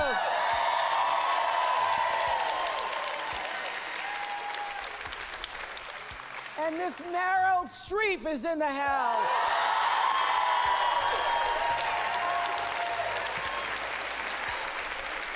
So glad to have all of you familiar faces and those of you who are not yet familiar to all of us. Okay, Bryan, so happy to have you here tonight. Bryan Cranston, what do you want to say? Why did you want to join us They voting tonight? Trump? No, this is a Kamala rally. From ear to ear, Oprah. I have never felt A virtual Kamala this rally. much joy and optimism in a campaign in a long time. So I'm just Just like Kamala Soviet style to be able joy. to bring back that sense of optimism and to squash the cynicism and the vitriol and the rancor that just seems to be floating all around Washington. And I hope that we're going to ride this wave into Washington. I'm here to support. I can't be happier than this candidate. I think she's going to be a terrific president. Thank you, Brian Cranston. So, thanks, Brian. Thank you so much for joining us all the way from London. Chris Rock, so it's the middle of the night there. You're the one who told me, remember, That's Chris the and I guy from ran into Malcolm each in the other Middle. No way. No, this Chris summer, Rock. and Chris, no matter where you meet him, he's funny. He goes, there's going to be weeping in the streets. Are we ready for the weeping in the streets? When Kamala Harris becomes president of the United States of America. Weeping in the streets. What do you want to say, sir? I've always been a fan of Kamala, even back when she was, I know Chris Rock is did not play the dad in Malcolm in the Middle. I just said Chris Rock because I saw Chris Rock. I've been writing her checks for a long time, and I just want to bring my daughters to the White House to meet this black woman president. That's a reason. Oh, there we go. I'm caught up now. That's the reason. I think she would make a great president, and I should have been in the virtual audience. Are those all celebrities? I can't tell. I don't think they're all celebrities there. It's got to stop. Yeah, we're so sick of the negativity. Thank you so much, Chris, for being up this early in the morning in London. Thank I've you. never heard of Chris Rock before. He got slapped. Ben Stiller, I heard you were on the comics. Didn't for Kamala, and that, oh no, and so Will I Smith wanted to did know the where slapping. all the I forgot comics- at this point. Kamala. What? Oh. They were, and I didn't outdo anyone. I was probably the least fun of all the comics. But it was really, I mean, it was great though, because everybody was so energized. And I mean, I got to go to the convention and see her speech, which was just incredible, and feeling that energy, feeling kind of going from a stop Trump mode into a go Kamala mode. People starting to, really hear what she's about. And I have a 22-year-old daughter, 19-year-old son who's going to be voting in his first election. My daughter's, her reproductive rights are incredibly important. Standing up for. Thank you, Hands down, Hillary had the best speech at the DNC. Did Hillary speak at the latest DNC? I didn't really watch it. Did she? I can't tell if you're being ironic or not. I have no clue if you're trolling or not. So we are all together, united for one cause, and that is to Stiller. get out the vote for Kamala Harris. Joe Yeah, she Taker spoke. Edie is here, and you describe Win with Black Women as a collective love letter to ourselves. I know you all been doing this a long time. I was on a lot of calls with y'all in 2020, but we ain't never seen nothing like this. I didn't read this article, Right? but I saw Stand it come up, up on tell my us feed. what is Don't rock the happening. vote. Democrats are the party that benefits from low voter turnout. They don't know it yet. Apparently, there might be a case to be made 3 hours after Kamala, we knew that she was going to step into this candidacy. that Democrats actually First of all, Oprah, benefit this is from low voter amazing turnout. To just be united. And that night, black women everywhere, we knew one thing. We wanted to gather in our joy, and we Oprah knew tries that we speaking needed to get to American And accent. on You mean that African night, American black accent? women, the What? 44,000 Black on that American Zoom, accent. and the additional 50,000 black women and our friends that joined to watch that Zoom, what we knew was that it was a moment in our country to show what black women have always done. That love letter that I often speak of,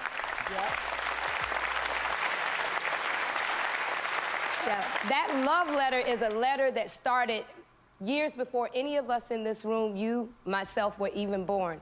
And it started by black women years ago who knew this moment would be here. But they worked, and they knew they wouldn't see it, but one day we would. And I just think that it is an honor for all of us to be able to usher in this moment, knowing that those who watered this According mighty to Kamala's field Indian. are Yeah, now allowing he's really us to eat confused of the that you're able to actually be half Indian, half black. He doesn't seem to get it. Thank you so much. And so, as I said, that I might not know, but call for Oprah didn't Win with grow up Black privileged Women by is far. what Well, inspired I don't know all anything the about other Oprah. groups. All I know of So Oprah is the White fucking Dudes for bees Harris meme. Raised a bunch of money Lead That's all I know. organizer Ross Morales Roquetto is here. She's before my time. Ross, and I hear you. I hear that my producer told me you've been working in politics a long time, and that really for more than 20 years, and that you said you hadn't seen anything like this. I haven't seen anything like this since 2008. Yep. When President Obama was elected, and when he got elected, it was about a newness and a hope.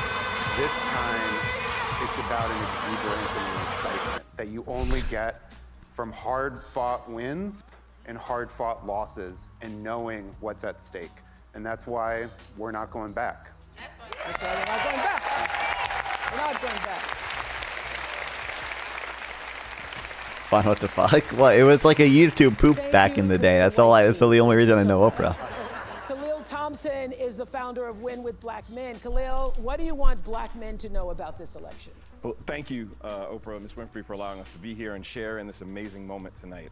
Brothers, men who are watching this and enjoying this moment, you have a choice. I choose experience and fortitude over something else. I come from a litany of amazing black women, Kathy, Jahan, Megan Janelle, and I have an amazing 7-year-old CEO who runs my life. Hopefully she's at home, finished her homework. But we have a chance to do a performance review and give a promotion to the best qualified candidate to be president of the United States. Okay, so let me just ask you this. Will Twitch let me go to porn websites if it's for research? I wanna have a link in my notes to the actual comments on the website if they're still I up. guess he knew I was coming here for something like this. And he goes, well, I'm just tell you, I'm voting for Trump. I'm voting for Trump because he gave me that check. And so I've heard that from several people, that I got the check, he gave us the check, and so therefore, forget about everything else. It's about the checks. Well, what he doesn't know is that Congress actually paid for the check and the American people paid for it. Wild. 45 just signed it, so. Yeah. Okay. Look, there's a. So what do you want to say to that kind of thinking? Because a lot of people feel that way. We're not a monolith. You can have your viewpoint and views for where you believe, but I think choosing, if I have the choice to go into someone to make the best decision for my family, I don't want someone who has 34 convictions. I don't want someone who is going to choose hate over choosing the best possible way to unite us as a country. And so I see Vice President Harris as being the best. The statement is not campaigns in North Carolina aliens already know that Romney is completely unfit to be governor. Shannon Watt. What the? Tell him to resign. Why aren't you? You should be way more aggressive than just being like, North Carolinians know this man is unfit to be governor. Tell him to fucking resign. Are you kidding me? Are you joking? What the hell, Stein? Come on. Throughout the United States about this. They're like, in answering the call. You should be so aggressive. A white woman who is voting for Kamala Harris, that's not enough. You have to get off the sidelines and do the work like black women and black men have been doing for decades, and follow the lead of people like Joteka Edie, whose lead we followed on our call. We have to be waking up every day and phone banking and knocking doors and sending texts, but most important, we have to be persuading the white women in our lives. We may be part of. Is Roy a mayor or governor? Roy Cooper's the governor. 53%. There are mothers and our sisters and our friends. And I don't have a mayor. I don't live in a formal city, so we don't have a mayor. Interests, but in all women's best interests. Right. And so that's what tonight is all about. Tonight is all about leaving this moment here and figuring out what it is you can do in your own home, in your own community, in your own district to spread the word and spread the vote. So Bianca Shaw is the youth director for South Asians for Harris. What are you hearing from the South Asian community? Yes, thank you so much for that question. I want to start off and say, when I answered that call that I would be here, I said me. Are you sure? Because I cannot believe it, but thank you so much. South Asians for Harris, we are an official, AANHPI campaign affiliate with the group, and I just want to say that the aunties, the uncles, the students, we're coming out in numbers we've never seen before, out to mobilize for Kamala Devi Harris in this campaign, because not only does she represent, our South Asian heritage, our love for Italy, but she also represents the values that, our parents, our grandparents immigrated to this country to keep and maintain, and she does that so well, and we need to maintain that. Thank you. It's about the values. I'm with you. Thank you. Okay. She sounds kind of native. Who's the girl talking? Joins us. I want to bring out a local Michigander. I love saying Michigander around here. She's known as Big Gretch. Big Gretch? No way. Michigan Governor Gretchen Whitmer. Is she virtual? Oh no, she's here. She's actually here. Let's go. I actually don't know that much about Gretchen Whitmer, but people seem to like her.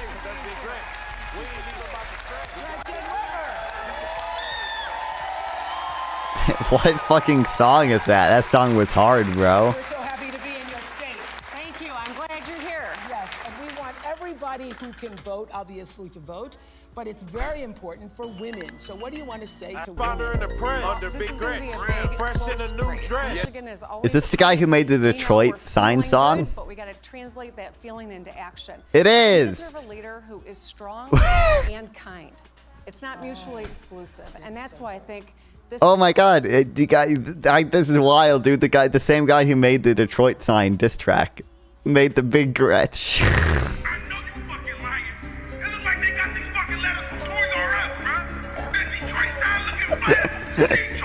One thing I'ma do, I'ma state the fact. This ain't the sign that we order, you can take it back. Now here we go, thinking we about to get some shit. Now they done order us a sign off fucking Wish. Now I was looking at this shit, I was like, dang, you probably not gonna see this shit when you on the plane. All I wanna know, how much we paid for this. How much? Real talk, man, shit, I could've made this shit. I thought fellow parishioner, whomever in your life. Fair play that you could have picked up on that so We've gotta fast. do something, as Michelle Obama said. Dude, that's Yes. wild. Well, this is what we're doing tonight. We're doing something. Thank you for allowing us in your Thank you. state. Thank you so much. Thank you so much. Have a seat there. Right there.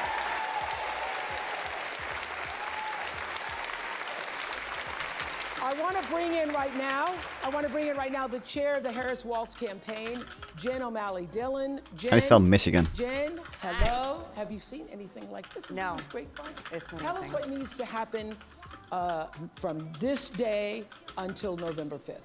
So first of all, this campaign is so inspired by the grassroots organizations that have come together like this, and it is making us stronger as a campaign to work together. We wouldn't be here without them today. We have 47 days left, and you all know the stakes or you wouldn't be here. And while we have this extraordinary Spelled growing iCup. Good enthusiasm one, Ro. that the Vice President and Governor Walz are seeing everywhere, we are still in a margin of error race. It's tied. It's tied right here in Michigan. It's tied in all the battleground states. So it's going to take all of us to build a pathway, many pathways to 270 electoral votes. That's what we're focused on in the campaign. In every state, we have to register more people. We have to mobilize our voters to turn out to vote. And then we have got to go persuade those people that still don't know enough about the Vice President and her vision for the future. And if we do that together, all of us, we're going to get over the top, but it's really going to take all of us. And to make sure that you're working in your own lives, have those hard conversations in big and small ways. We're going to inch our way over the finish line because we're going to be able to do it together. And don't you need money? Well, we do. We do. And these groups need money too. All of us do, because the work is happening on the ground and in the communities. So if you want to help in any way at all in the campaign, go to go.kamalaharris.com. But if you want to help and not be formally engaged with us and join any of these groups here, that's what we need too. It's going to take all of us. Yes, and I think that everybody on the screens, everybody in this room, everybody who's listening, you become your own grassroots organization when we leave this moment that we're sharing here tonight, and you do what you can in your community. It's not enough just to join us all. We love having you here, but the rah-rah moment is going to end, and then we need to get to work. We need to get busy. Okay, thank you, Jen. I have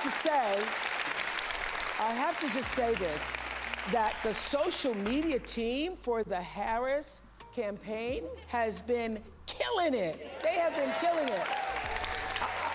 I think that team helped spark this people-led movement. And here's a short look at the rallying cry across social media. I'm watching the Kamala Harris rally right now, and wow, I'm like crying. So Tony and I just got done knocking 48 doors in King of Prussia, Pennsylvania. Majority, if not all, independent Republican libertarian doors. Republicans for Harris is growing explosively too. We just need to get back to a place in this country where we can have disagreements and have them still be respectful. I'm here with Richard, a 77-year-old registered Republican who's going to be voting for Kamala Harris. They're eating the dogs, the people that came in. They're eating the cats. They're eating They're eating the pets of the people. Dude, I saw that live Republicans there. posting these Obviously, in TikTok Washington, videos using that audio on Twitter, thinking that they were pro-Trump TikToks when like they're all mocking Trump. To the White House. I'm voting Harris Walls and a blue ticket all the way. In 2020, only 50% of young eligible voters actually showed up, and that was record-breaking. So if you really want to be brat, you better be showing up in droves in November. We are with her. And she's with us. I voted for Nikki Haley in the primary. I'm going to be voting for Kamala Harris. That's the right choice for America in 2024. Having 45 is funny. Let me tell you, it is about character, and it's about decency and respect, and all the things that we were raised to believe about what it means to be an American citizen and pursue the American dream. And if that is important to you, I hope whether you are a Democrat or a Republican or somewhere in the middle, you will choose to vote your values, because values are on the line in this election. And in no other country on this earth could her story unfold the way it has. From a child of immigrants to big sister to McDonald's worker, there is hope for y'all. District attorney, a wife, and mamala to senator to vice president. Please welcome Kamala Harris.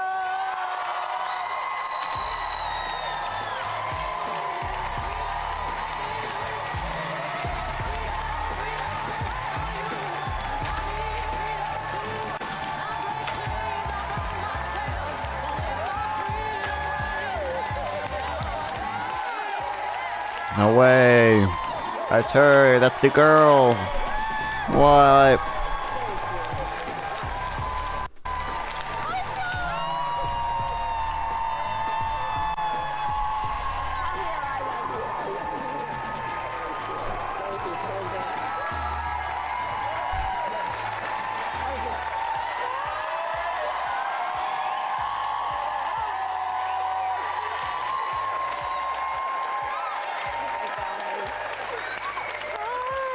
So welcome to hello, Madam Vice President. Hello, welcome to Michigan. It's so good to be back. And Governor, thank you for everything you are and everything you do for this state. Thank you.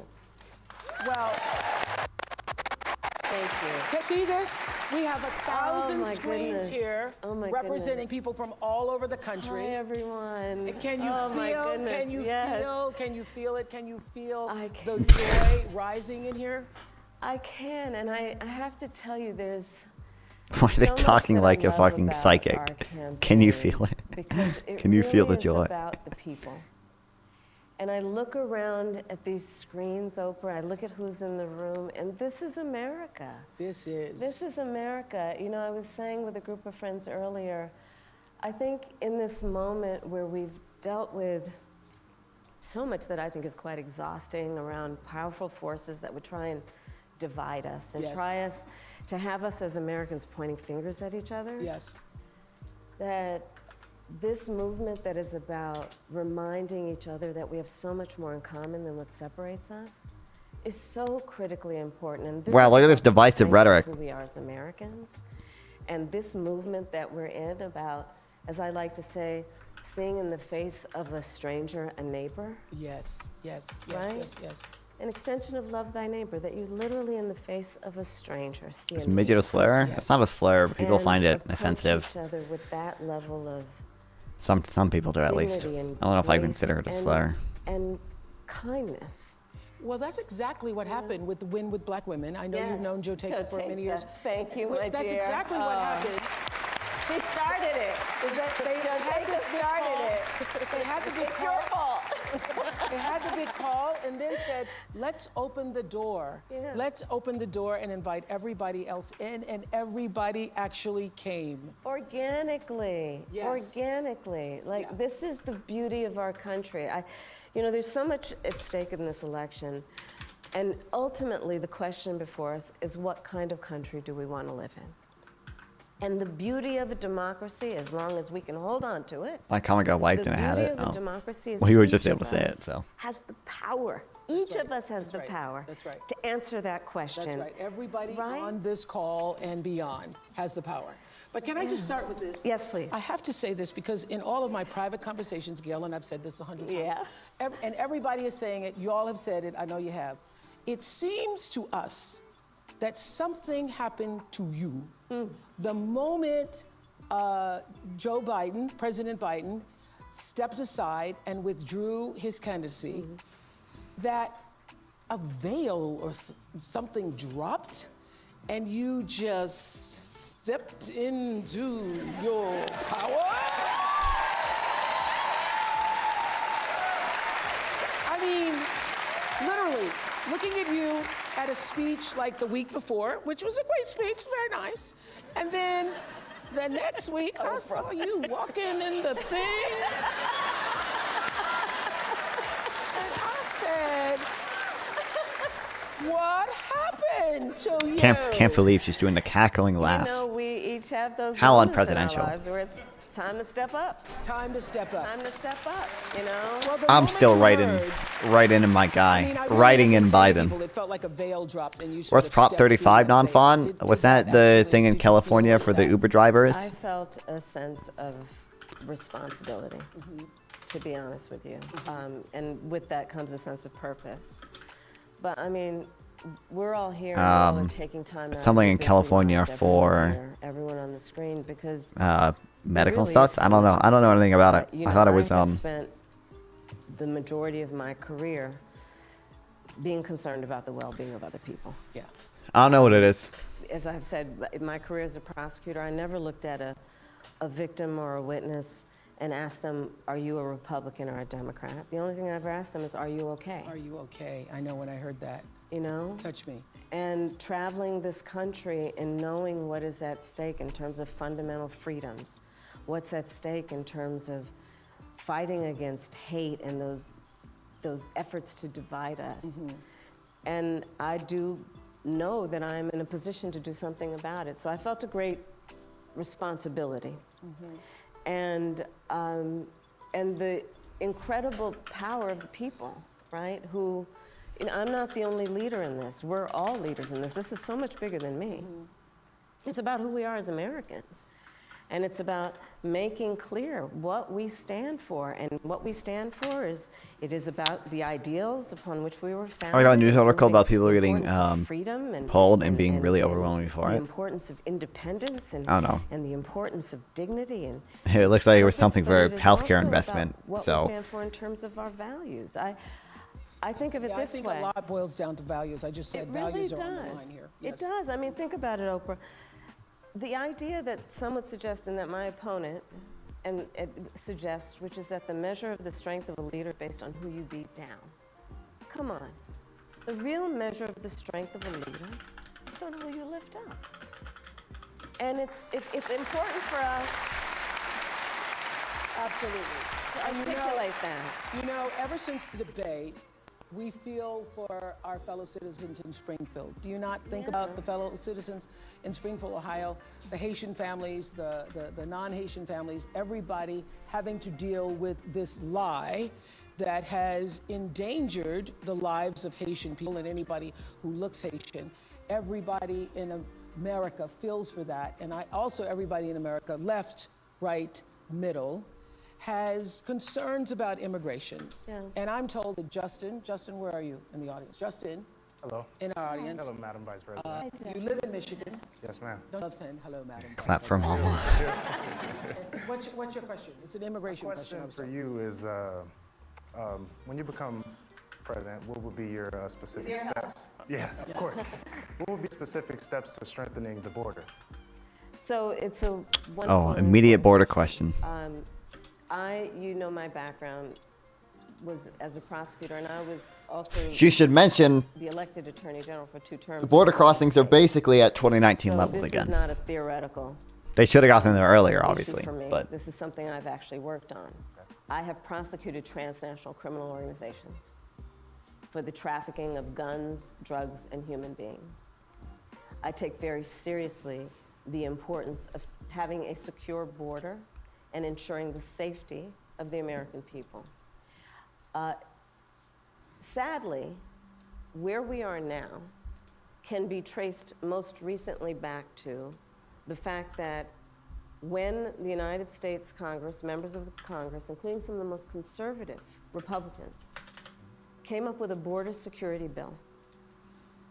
And here's what that border security bill would have done. It would have put 1,500 more border agents at the border. Let me tell you, those border agents are working around the clock. It would have just been about giving them some support and relief, which is probably why the border agents actually endorsed the bill. It would have allowed us to stem the flow of fentanyl.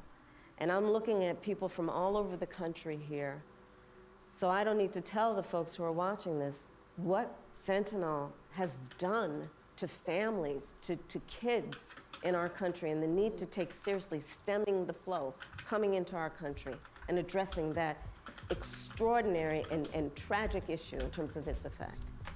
The bill would have allowed us to have more resources to prosecute transnational criminal organizations. And it would have been part of the solution. And Donald Trump called up those folks and said, don't put that bill on the floor for a vote. He blocked the bill, and you know why? Because he'd prefer to run on a problem instead of fixing a problem. And he has put his personal political... Fentanyl's still the biggest thing as it was today? No, actually. I haven't read it yet, but overdose deaths actually dropped in the intervening months, what a decent amount. to give support to folks who care about this issue. And Actually, this, partly again, because of gets to Biden's the point policies. about I haven't what read does this yet, but we'll read leadership it. really look like? And is it about We'll read it you, or later. is it about the You can see Is it about overdose deaths have fallen running on by like problems or 10,000. fixing problems? My work and my career has always been about saying, let's fix problems. Let's address the needs, because we know it's within our capacity to do that. So to answer Justin's question, now that that bill has gone and hasn't passed, will you reintroduce that? Absolutely, and when I am elected President of the United States, I will make sure that bill gets to my desk and I will sign it into law. Thank you, Justin. Thank you, Justin. Listen to this. A majority of young Americans, 18 to 34, say that the cost of living is their top issue ahead of the election. Let's take a look. Groceries are extremely expensive right now. I don't understand how people are affording We're life still right on now. about inflation, really? The high cost of living is Should their mention the top rate concern cuts. this election. Wage rate $435 to last us till the end of the month. Okay? What? In Philadelphia, Rachel and Garrett say they have to watch every penny. When I think of middle class, I think about people who are able Also, to just fuck get up these and go and do things criticisms within of their means, softball like interviews, not okay? extravagant things, but be able to get up and go to Two dinner whenever they two want, immediate or maybe take hard that trip, questions, that long relatively weekend hard. trip. We but don't have that luxury. By a long shot, her tax plan is phenomenal. No glaze. Kamala Harris just delivered. Okay, well, now they're her glazing her. economic plan, and boy, oh boy, is it good for small business owners. Holy shit, you guys. Kamala Harris is going to announce tomorrow a $25,000 tax credit for first-time home buyers. When I am elected president, I will make it a top priority to bring down costs and increase economic security for all Americans.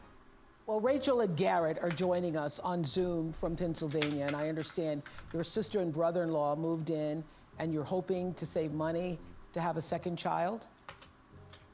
That's right. Hi, Oprah. Hi, Madam Vice President. It's nice to be with you all. Yes. Hi. And so, what did you want to say to the Vice President?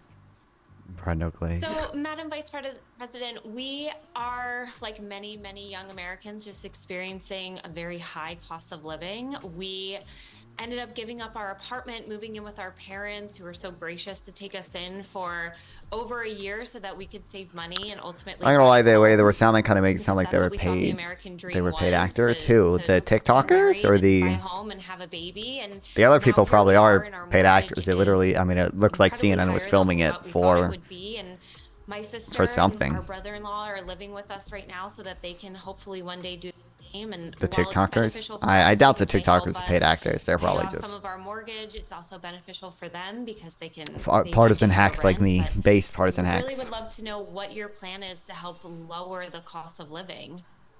Yeah, first of all, thank you both for being here. And yours is a story I hear around the country as I travel. And in terms of both rightly having the right to have aspirations and dreams and ambitions for your family. Rightly having the right. Good one, Kamala. Working hard and finding that the American dream is, for this generation and so many recently, far more elusive than it's been. And we need to deal with that. And there are a number of ways. One is bringing down the cost of everyday necessities, including groceries. So that's why I'm taking on, for example, price gouging, which is when, most companies and corporations are good, but for those bad ones, they take advantage of people, especially during a pandemic or extreme weather, and they end up jacking up prices, and there needs to be accountability and consequence for that. So I'm going to be taking on price gouging. But it's also about dealing with what we need to do around home ownership, right? So as someone mentioned during this film, look, I grew up a child of a mother who worked very hard. She raised me and my sister, and she saved up, and by the time I was a teenager, she was able to buy a home. And we grew up actually for a long time. Can I search my own in an apartment tweets? On top of a child care center that was owned by the woman we called our second mother because she helped my mother raise us. And she was a small business owner, Miss Shelton. So I'll bring all this together to tell you the way I think about it is, one, when people work hard and have a dream of buying a home, we should give you the opportunity to be able to do that, which is why part of my plan is for first-time homeowners, buyers, to have a $25,000 down payment assistance to buy your first home.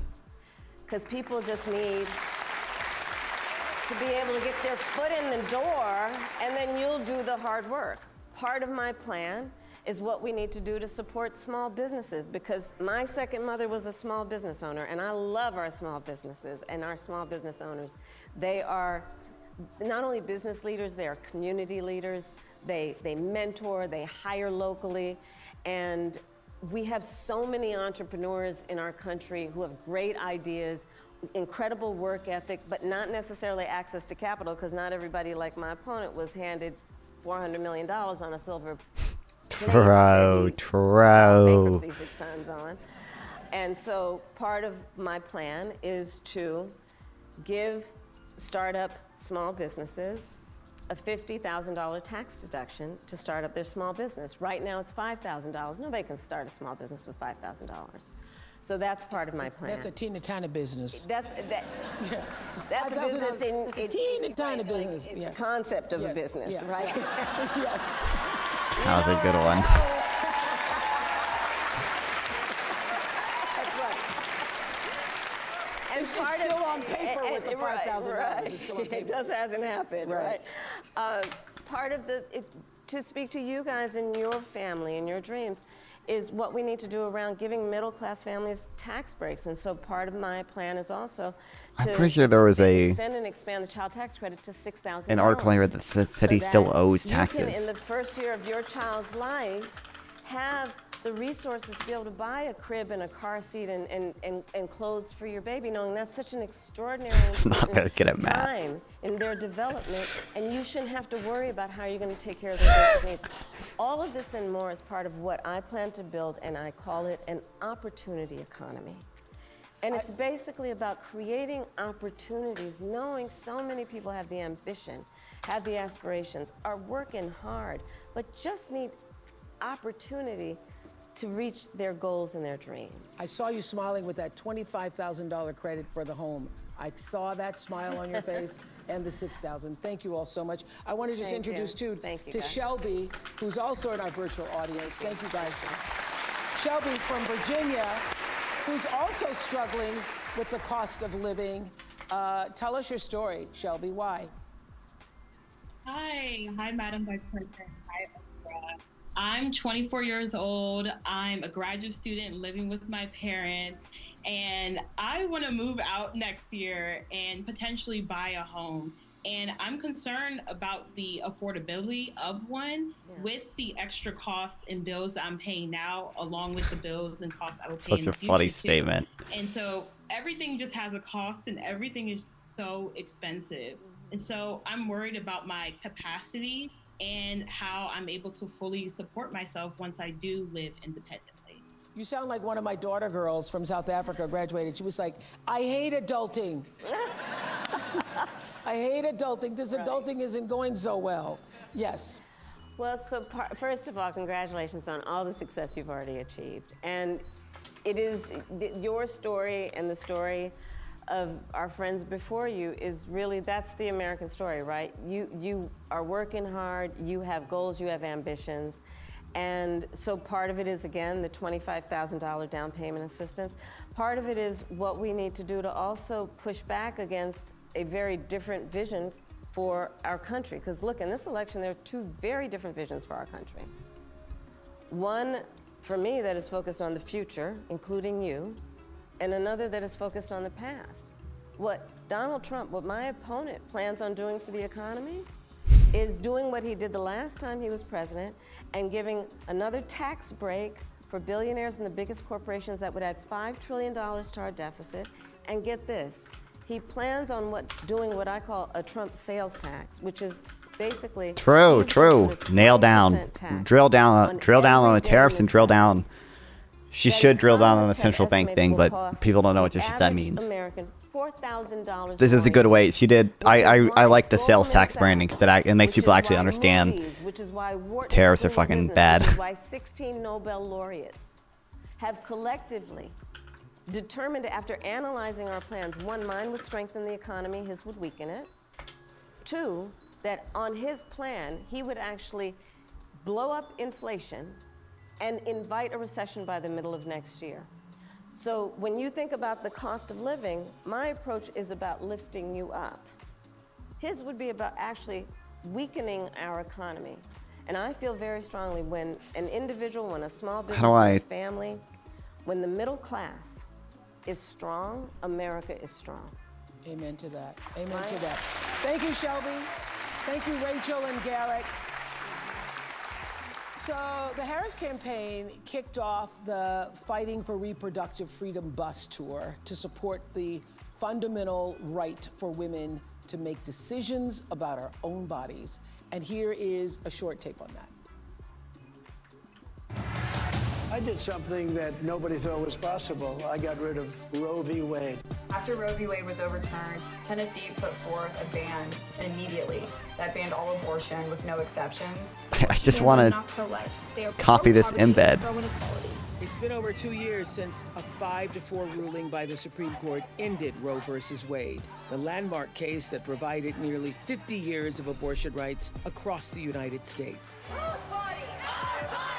So I can link to it, but I can't. Banned in over a dozen states, many women and doctors say the limits on reproductive rights have forced them into unimaginable situations. These policies do not reflect I'll link to an article there. evidence-based medical practice. They do not keep my patients safe. According to the gender equity policy, women who live in states where abortion is banned are up to 3 times more likely to die during pregnancy, during childbirth, or soon after giving birth. I nearly died, all because of Donald Trump's Supreme Court justices overturning Roe v. Wade. So for the millions of you who watched the Democratic National Convention, you will remember Hadley Duvall telling her incredibly powerful story. And in case you didn't see it, here's just a brief look. Growing up, I was an all-American girl. Varsity soccer captain, cheerleading captain, Oh, this is the new, the monster ad or whatever. survivor.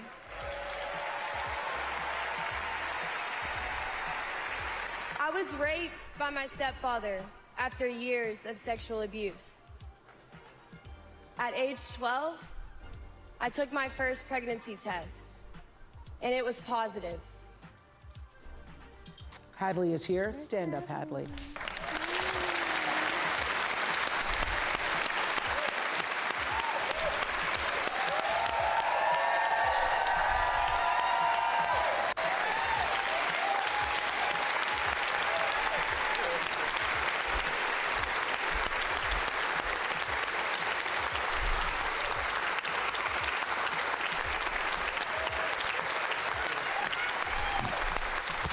tell you, we are all standing up because we are so impressed by your courage to stand up and share your story. Where did that come from, the strength to do this? Because I'm sure you thought long and hard. Can I just say, like, a court motion before reads? deciding to go public with your story. When Roe v. Wade was overturned, Thanks, everybody. I woke up with a harsh reality of my abuse was over, but my story is not. And I just could not fathom thinking about the other Hadleys out there that don't have that choice, that don't have somebody to go to. So being able to find courage and be the light for them, that's really what I do it for. And so, what do you want to say to other people who are voting in this election regarding what happened to you and what that means? You can't wait until it's too late to care about reproductive health care, because then it's too late. And when it affects you, it hits, and you can't deny it. You can't look at someone with a story like mine and say it didn't happen. And there are more people like me out there, and there are gonna be so many more who deserve their options. They deserve their choices. Let's get involved. We have someone who's willing to hear us at a level like never before. We have someone who wants to know what we want in this country. We have someone who wants to lift up our voice, and we need to show out and show up for her just like she's showing out and showing up for us. All right. Is there something you wanted to say to Madam Vice President? Madam Vice President, I just want to say thank you. Thank you for seeing us, for hearing us when the Supreme Court won't. Thank you for fighting and, you know, really showing us that life is not about the hard things that you go through. You don't bow down, even when you're the underdog, especially when you're the underdog. You stand up and you stand tall, and you give me so much hope. Oh, you know what? I could have made this in Google Docs, and then it could have been a cool fact sheet. Maybe I'll convert it later. Thank you, Adley, for coming all this way. I hope you continue to use your voice. I hope you continue that. This week, the case of a young woman who lost her life after the abortion ban took place in Georgia made national headlines. Amber's case came to light through the reporting of journalist Kavitha Surana with ProPublica. And so listen to her story. 2 years ago, 28-year-old Amber Nicole Thurman, a medical assistant and a single mother to a 6-year-old boy, found out she was pregnant. Amber had just secured her own apartment and was thinking about going to nursing school. She made the decision to terminate her pregnancy. A strict abortion ban had recently taken place in her home state of Georgia, which caused Amber to travel to North Carolina for the procedure. Traffic made her miss the appointment, so the clinic gave her medication, what are known as abortion pills.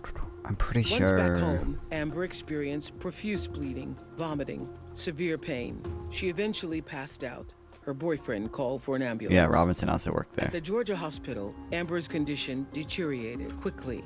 In a rare occurrence, it was discovered her body had not expelled all the fetal tissue and an infection was spreading. Official Georgia State medical expert analysis of her case says Amber should have received a life-saving D&C, but doctors waited 20 hours before deciding to take her to surgery. Amber's blood pressure had taken a dive. Her organs had started failing. In the operating room, her heart stopped. On the way to surgery, Amber's last words to her mother were, "Promise me you'll take care of my son." Amber's mother, Shanette, and older sisters, CJ and Andrika, are here, and they wanted to be here tonight. What's up, I Gaming? To speak out for the first time. Welcome to Shanette, the what do stream. you want us to know about Amber's story? Initially, I did not want the public to know my pain. I wanted to go through in silence, but I realized that it was selfish. I want y'all to know Amber was not a statistic. She was loved by a family, a strong family, and we would have done whatever to get my baby, our baby, the help that she needed. When ProPublica came to my home, I pushed them away. No, no, no. But Kavithia, she was persistent. She said, it was something that you needed to know. You have to hear me. Women around the world, people around the world need to know that this was preventable. 2 years later, after speaking with my daughters, because I lost strength, I lost hope, you're looking at a mother that is broken. Mm-hmm. The worst pain ever that a mother, that a parent could ever feel. Her father and myself and the family, you're looking at it. Well, we appreciate so deeply you being here. And we're all watching you hear that tape and those words. We know how re-traumatizing that is and the strength it takes for you to be here to tell your story. And we deeply appreciate it. And I have to ask you, as her sisters, how are you coping? And what does knowing that this could have been prevented, how does that sit with you? How do you cope with that on a daily basis? I mean, it's heartbreaking. You know, that was my baby sister. I loved my baby sister, you know. I'm beyond hurt, disappointed. I feel guilty. I wish I could have helped her, you know, because she was suffering. Mm-hmm. And we had no idea. We trusted them to take care of her, you know. Mm-hmm. And they just let her die because of some stupid abortion ban. They treated her like she was just another number. Mm-hmm. They didn't care for her as if, you know, she was their daughter or their, you know, granddaughter. Yeah. You know, and she's not here. She'll never come back. Yeah. Andrika, what do you want to say? I want to say that it's very disheartening that my sister was allowed to suffer for 20 hours. She suffered. It was nothing that we could do to help her. We trusted the healthcare professionals to do their job and save her, but they failed her. Well, I think the most powerful thing that you've said here, Ms. Jeanette, is that your daughter is not a statistic. She had a life. She was loved by her sisters, loved by her family, loved by those who knew her, and she's not just a statistic. And we are happy to speak her name tonight in this room, talking about what this country needs in terms of reproductive rights and freedom. What do you want to say, Madam Vice President? I'm just so sorry. And the courage that you all have shown is extraordinary, because also I thought his wife like increased her own pay. I want to find that. And they just recently learned. Yes. How? Yeah. And Amber's mom shared with me that the word over and over again in her mind is preventable. Yeah. Preventable. That word keeps coming to her. Mm-hmm. And this story is a story that is sadly not the only story of what has been happening since these bans have taken place. And, you know, so just to step back in terms of how we got here, the former president chose 3 members of the United States Supreme Court with the intention that they would overdo the protections of Roe v. Wade. Mm-hmm. And they did as he intended, and in state after state, including yours, these abortion bans have been passed that criminalize healthcare providers. In a couple of states, prison for life, Oprah. Prison for life in a couple of states for a doctor or a nurse who provides health care. And so it seems very apparent even when the mother's life is in danger. But see, here's the problem with that. Here's the problem with that. So is she on death's door before you actually decide to give her help? That's the problem. Is that That's what the we're problem. saying? Yeah. That you've got to prove you're on death's Like door. literally a doctor or a nurse has to say, she might die any minute, better give her now care. Because otherwise I might go to prison for life in some cases. Think about what we're doing. Gave herself a $28,000 raise, almost the exact amount of her first PPP loan. Are in these state houses, and then starting with the former president of the United States, think they're in a better position than a doctor or a nurse to determine when their patient Jesus. needs medical care. This literally. How is she so bad? Highlights the fact Not Kamala, that among everything Mark that Robinson's is wife. wrong with I'm these reading bans this and stuff on what the has side. happened in terms of the overturning of How are you? Roe v. Wade, it's a healthcare crisis. It's a healthcare How are you crisis so that bad? affects the patient and the profession. And going back to Hadley's story, and Hadley, you've been so remarkable in telling your story and being so strong in the way you do it. And both Clipped. of these stories really No, encourage no. you to get out of pain. Oh no, it's over. For you to tell these stories to help other people is just extraordinary. And Hadley, you've been so remarkable. You know, my God. Oprah, I don't know if you know this, but when I was in high school, I learned that my best friend was being molested by her stepfather. Yes, we heard that story on the DNC. Yeah. Yes.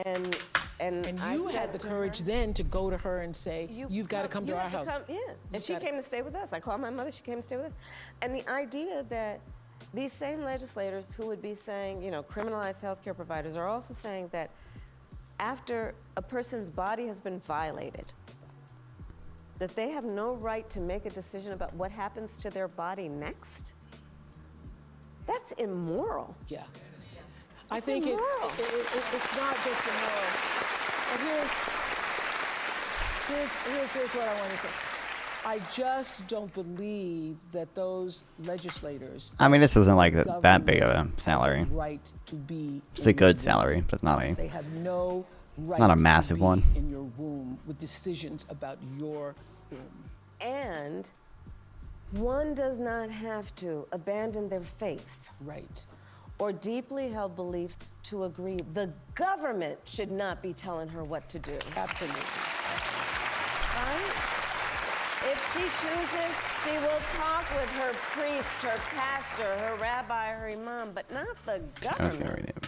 telling her what's in her best interest. Well, this is a long healing process for this family. And we thank you, and we hope that by being amongst people who heard you and heard your daughter's story will be meaningful to you in this journey to healing. Thank you so much for being here. Okay, I want to also... Thank you. I want to hear from Star Walker, who is a campaign engagement organizer in Milwaukee, one of my hometowns, Milwaukee. Hi, Star. What's going on in Wisconsin? Hi, Oprah. Hi, Madam Vice President. We are fired up here in Wisconsin. I'm an engagement organizer, so I work with people within their personal networks. As friends, family, teammates. Yeah, and by empowering people to leverage their relationships, we amplify their voices and deliver progress. We're fired up, but we also know it's a razor-thin race. So just like in 2020, this is going to be won by a field margin. It's on us to roll up our sleeves. I'm going to have to answer to God Let's Almighty. make phone calls and not go I'm going to have to give an account of everything that I say to or join this do People Power on this movement. journey that He's That way, put when we me look on. back, And we because won't of be that, remembering how we felt. We'll be remembering what we I did. intend to say something that I'm not supposed to say. I love that. Things like this. Marriage is between one man and one woman. It is ordained by God, and anything outside of that is wickedness. Why is he still talking like a preacher? Wanted to be here tonight. Why? Well, first of all, Oprah, thank you for hosting this, because I guess if I started a voting club, it would be conversationalists for Kamala. Yes. Because to talk, to listen, to be heard, to have this back and forth is so unique in this campaign to What's up? beautiful, wonderful Kamala Harris. Bro, Destiny's debating Keem, what's her name? Everstein, what's her name? Keem Everstein? Whatever. Destroying her. Demolishing her. I would Okay? imagine. Isn't she just like a Twitter like poster person girl? They're, woman? like Stein voter, like obvious Russian like asset. Like Assadist Russian like asset. This is not Yeah. Like I don't know if she even has an audience. But yeah. No, he's like completely debate October 7th-ing her, okay? He's like completely destroying her. Yeah. No, just so you know, that'd be a fun thing to react to. Okay, just saying. Oh, she has 500,000 YouTube subscribers. I've only ever seen her on Twitter. That's why. I don't know of any fan. I've never seen anyone being a fan of her. But okay. I don't know. Seems fake. Seems fake. But I don't know. Well, it's the Russian money. Okay, she's 100% getting funded by Russia. 100% though. But that's my position. That's Well, my actually considering that she has 500k subs and she's getting like 3k views per video, exactly, maybe like... exactly, like fucking yeah, exactly. And all she's saying is like she's such a obvious. My God, no, yeah, the easiest like Russian like not useful idiot, just explicitly probably getting paid. She has the. I'm super confident. I don't know. Waiting for an indictment. Waiting for an indictment. But that's it. Just saying that'd be a funny thing to react to. It's just 1 hour long. I mean, the debate just ended. But yeah, that's it. That's about it. I was planning on reacting to it. I just usually don't react to shit while it's like live. I feel like I'm leeching too much. But that makes sense. Yeah. Well, talk to you later. Bye bye. Yeah. Thanks. Good night. I just want to say hi, hello, Madam Vice President. It's just an honor. I actually have never met you, which is crazy. And hi, Oprah. Good one, dude. We just saw each other the other day. Okay. Oh, hi, Tracy. Hi. Hi, Oprah. How you doing? Hi, good. Yeah. This is exciting, though, isn't it? Isn't it exciting? It's exciting. It's exciting because I believe in democracy. I believe in the future of our country, in reproductive freedom, bodily autonomy, women leading. I believe in decency. The idea of leading with joy and kindness we'll make has one always for been this. My DNA, and I'm here both for the seriousness Like of general, this election, and then we'll do but like the joy a. with which it is being handled. It is stunning. And then I also really want to remind everybody, it hasn't been mentioned, but voting up and down the ballot Homophobic is incredibly your freedom and your daily life Transphobic statements. are all the way up and down that ballot. People are policies, and we need the right people in all areas, all positions. And then I would like to say to And you then- two women, thank you for what you represent. Homophobic, Because as a transphobic, 52-year-old childless woman, Oh, I abortion want to say is to what the I people wanted. who think that a woman's worth is measured in her baby count. I mean, shout out to all the amazing mothers, but the childless women have been mothering the world and elevating culture as aunties, godmothers, teachers, mentors, sisters, and friends, and the list goes on. And you do not need to push out a baby to help push humanity forward. Amen to that. Thank you so much, Tracy Ellis Ross. Thank you so much. So another important issue this election is, of course, our safety. And just 2 weeks ago, There's our more country we can find for experienced these. Yet another horrific school shooting. Watch this. It's 10:30 a.m. at Robb Elementary in Uvalde. The school is recognizing my 10-year-old daughter, Lexi, for receiving all A's. 30 minutes later, a gunman murders her, 18 classmates and 2 teachers. In the last 25 years, there have been 417 course. school shootings in the United States, and more than 383,000 students have experienced gun violence while at school. More children and adolescents are killed by guns each year than anything else nationwide. Is that still Just true? 2 weeks ago, Ah, that was true for Appalachian High COVID. School in Winder, Georgia, And I thought car became crashes the still get latest over area again. to face every parent's worst nightmare. Tonight, breaking news as we come on the air, the deadly high school shooting. 2 students and 2 teachers killed. Police and parents racing to the scene outside Atlanta. Oh my goodness. There is a shooting at my granddaughter's school. We had to drag our teacher's body Where's just into the the video? garage. We heard him take his last breath. We live in a country where 383,000 children have been exposed to gun violence. Now just sit with that number for a second. It's a number until it's your child. What's up, Dark Sage? This is not normal, y'all. Good evening, non-fun. This Hope is all not is well for you. normal, Got an interesting question for you. this What is it? is Welcome back, by the way. not right.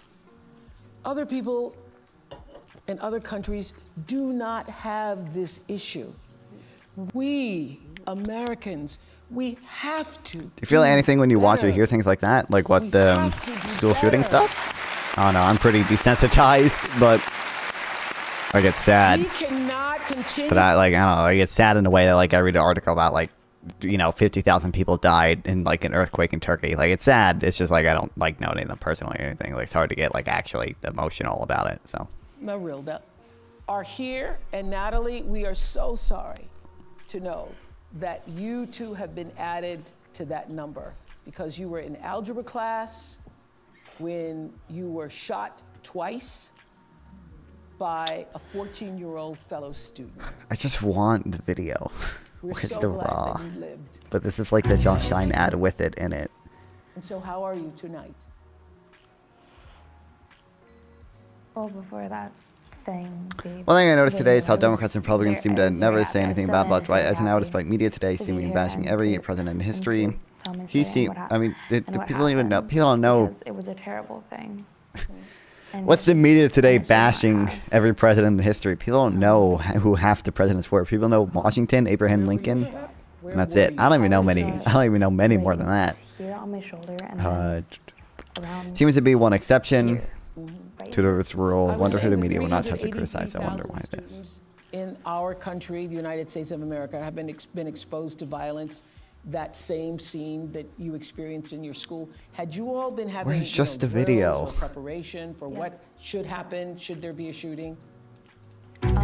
we have Hey, look, Will and come on, baby. I've had intruder drills, Because you fire drills and stuff. In my old schools, we've had a fire drill at Appalachia, but it was the first 2 months of the school year. We hadn't had an intruder drill yet, so we didn't. I almost really cried when know a mom and a anyone sister's talking about the girl who completely passed sure away. where to go in the classroom. We all just, I remember being like huddled. So I was watching your mother even just when that tape was coming on. It's still very much PTSD, very much traumatic. You're still reliving it. And how has it been for you? How were you notified that there was a shooting at the school? I was notified by a friend. She called me. I was at work. And she called me and she said, "Do you know about the shooting?" With the school that she goes to, the Appalachia. I said, "No, I don't." And then she said there was a shooting at the Appalachia High School. My heart just dropped and my heart just got so heavy and I could not stop. I had to leave. I told my coworkers I gotta go, I have to leave. And my first thing I did is drop my knee on the floor and just start praying. I prayed for about 30 See what the minutes dumbass shooter for my work on the way to the I didn't get Like to get to Robinson. school on my I was car. gonna say. Oh. I had to leave my car at a gas station about 3 miles. And I walked on foot and I ran because my heart was so heavy. I couldn't get to touching my daughter. And I hear you have a message for people in power regarding guns now. I do. I want to finish that story because no parent should go through this. I want to just finish what, the experience. You do not know what feels until it's you. Yes. All You those see, in numbers this that you age show on of the TV, information, we use a lot of that a lot of people, information. they're One of the here things we mothers. love to What tell are our we young doing women about and this? men. What are we doing? Let's make sure that everybody listens. Let's make sure that everybody hears it. The whole When I was your world age, I don't. hear What? I that don't. We women that have our children, we have a job. I cry Our for job is anything. to protect our children. Their job is to protect our nation. Their job is to protect our country. We cannot leave. We cannot let that go on. We have to stop it. You know, I was asking earlier, where are those people? All the shooting, where are they? They needed to make a noise. I'm ready to make a noise about this, and I'm ready to stop it. Because no one knows what it feels when you can't find your child, when you call her and you call her just not answering. I'm Lieutenant Governor Mark Robinson, here with my wife, Yolanda. In recent days, a Facebook post I made 10 years ago has resurfaced where I referenced paying for an abortion. Over 33 years ago, before we were married and before we had kids, we had an abortion. It was the hardest decision we have ever made. And sadly, we made the wrong one. This decision has been with us ever since. It's because of this experience and our... Oh my God. Holy shit. Remember earlier when I was talking, he's running the ad.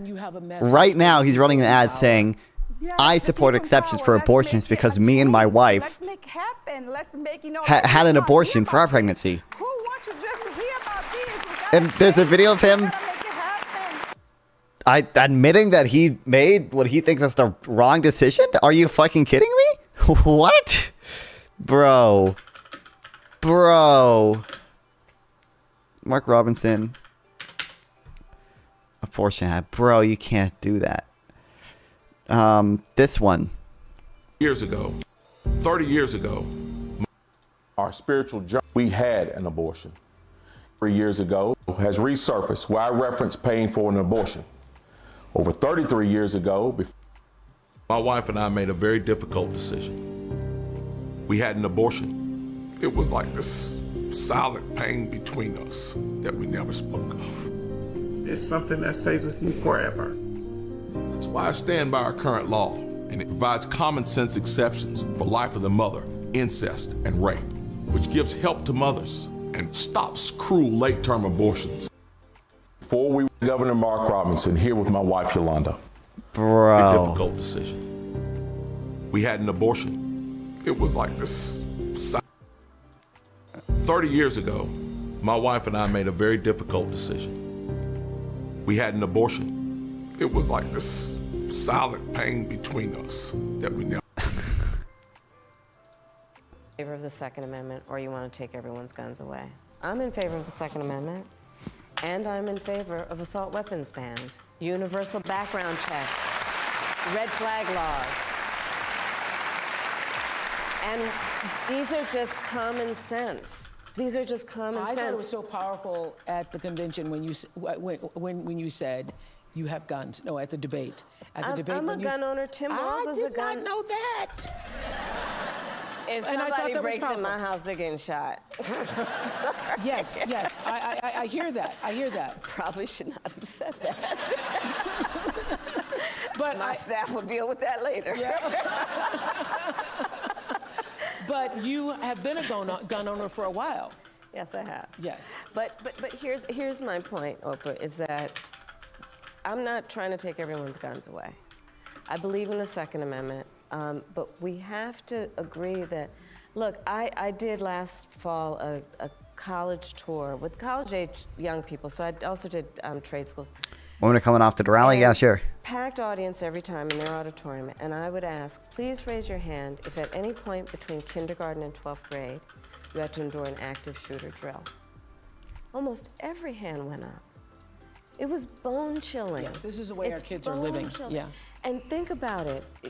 You know, I grew up, we had fire drills only. Well, I grew up in California. We also had earthquake drills. But the fact that our children are sitting in a classroom where they should be...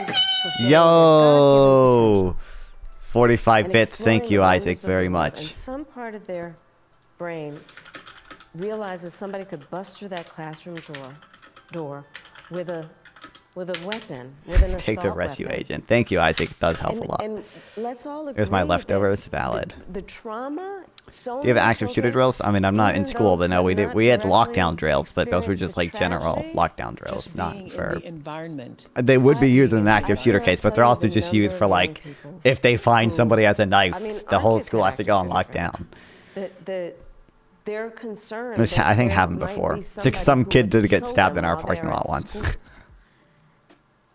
This is not the sign of a civil society, and it doesn't have to be this way. It does not have to be this way.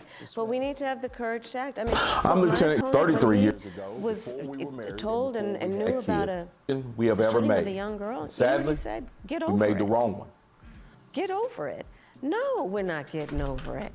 No, and to the point, everyone should have a sense of collective responsibility for the children of our community. Yes. And understand their right to live and be safe. I have personally prosecuted homicide cases. I know, I've seen autopsies. I've seen what these weapons do to the human body. And we've got to agree that, in particular when we're talking about something like an assault weapon, it's literally designed to be a tool of war.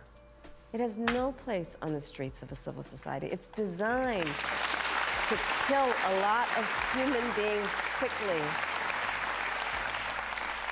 And there are things we can do. I mean, thankfully, over the last 3 years, we've done some, but it is common sense. It just seems like common sense we would see this. We would see this. I think and so. I think that the majority of Americans agree with you that we do not want assault weapons in the hands of children and other people who have no business with those types of weapons. Right. We know this is true. So we thank you, Natalie, and your family for being here. And good luck in that marching band this year. I hear you're going to go out for the marching band still. Thank you for inviting us. Thank you. Unfortunately, it's a sad moment for us, but I wanted to make sure that, we came because we needed to be heard. And we needed to, change has to be made, and we're ready to fight for this. Thank you. Thank you. Okay, we want to hear what's going on in another battleground state. Tracy is a regional organizing director in Nevada. Tracy, tell us how things are going for you. Hi. Hi, everybody. I'm Tracy Lee, a regional organizing director in Nevada. I am the Silver State this year because there's so much on the line.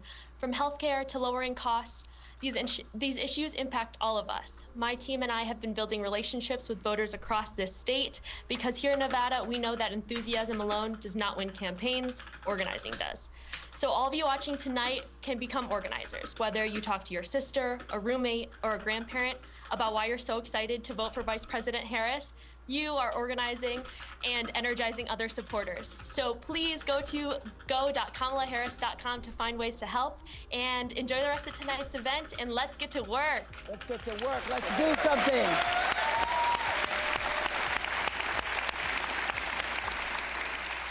Meryl Streep, hello. You and I. Hi, Meryl Streep. You and I have talked about this moment. Hi. How are you feeling? How are you feeling about the momentum? Oh man, this has been overwhelming to have the privilege to sit in and listen to the testimony of the people here. Hello, President Harris. Yeah.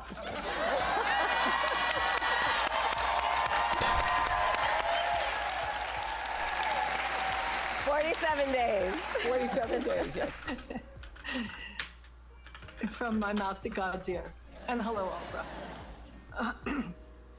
I saw a thing I think at today talking about Nevada might possibly be a little rocky this time around. What do you mean by rocky? Nevada's a swing state. Yeah, who knows? I think it's probably leaning Republican right now. The reason why both candidates did the no tax on tip things was because Nevada has a lot of tipped workers, and they're both fighting over Nevada. Americans. It's just crazy, and nobody wants it. We're done. We're done with it. I wanted to ask you. We're not going to talk about it here. I can't believe I had this opportunity. I probably never will again. If I have a little Debbie Downer moment, because actually, I think you're going to win. I'm sure you're going to win. I think, yeah. But what happens when you win? And he doesn't accept it. True. And you know that there's going to be this long slog of shenanigans. And I'm wondering how we get to that moment, how we Oh wait, this preserve isn't not trans people. certification on January 6th. Because if it doesn't happen, it'll be maybe thrown back to the legislatures of the states. And I've been working with state government citizens campaign, which is sgcamerica.com. So they're great. They're doing the unglamorous down ballot work of promoting those candidates, because I'm worried about it, and I wonder if we're ready for January 7th, 8th, 9th, and what happens? What happens? So we will be ready, but just taking a step back, and thank you, Meryl. It's just the gift that you give. You do your talent, your creativity. Thank you for being here. One of the things that I have realized in the course of our campaign is that more Americans than we may realize who voted for Trump before have decided January 6th was just a bridge too far. When we reflect and think about what January 6th was, where the President of the United States, sitting in the Oval Office, incited a mob, a violent mob, to attack the United States Capitol, such that 140 law enforcement officers were injured, some were killed.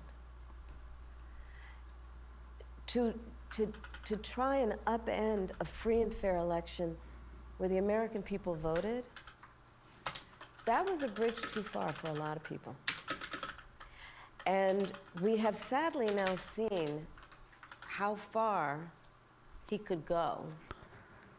And I think there is absolutely no tolerance whatsoever for the vast majority of Americans for that. And they've seen the lies. They understand, for example, almost every court case, I think every court case where he's challenged an election, he lost. All said but on the one. debate stage, look, because he's having a very difficult time, obviously, processing the fact that 81 million people fired him, right? But, so there is that it really was a bridge too far for so many people that they are not willing to repeat. But the other piece of it is the lawyers are working.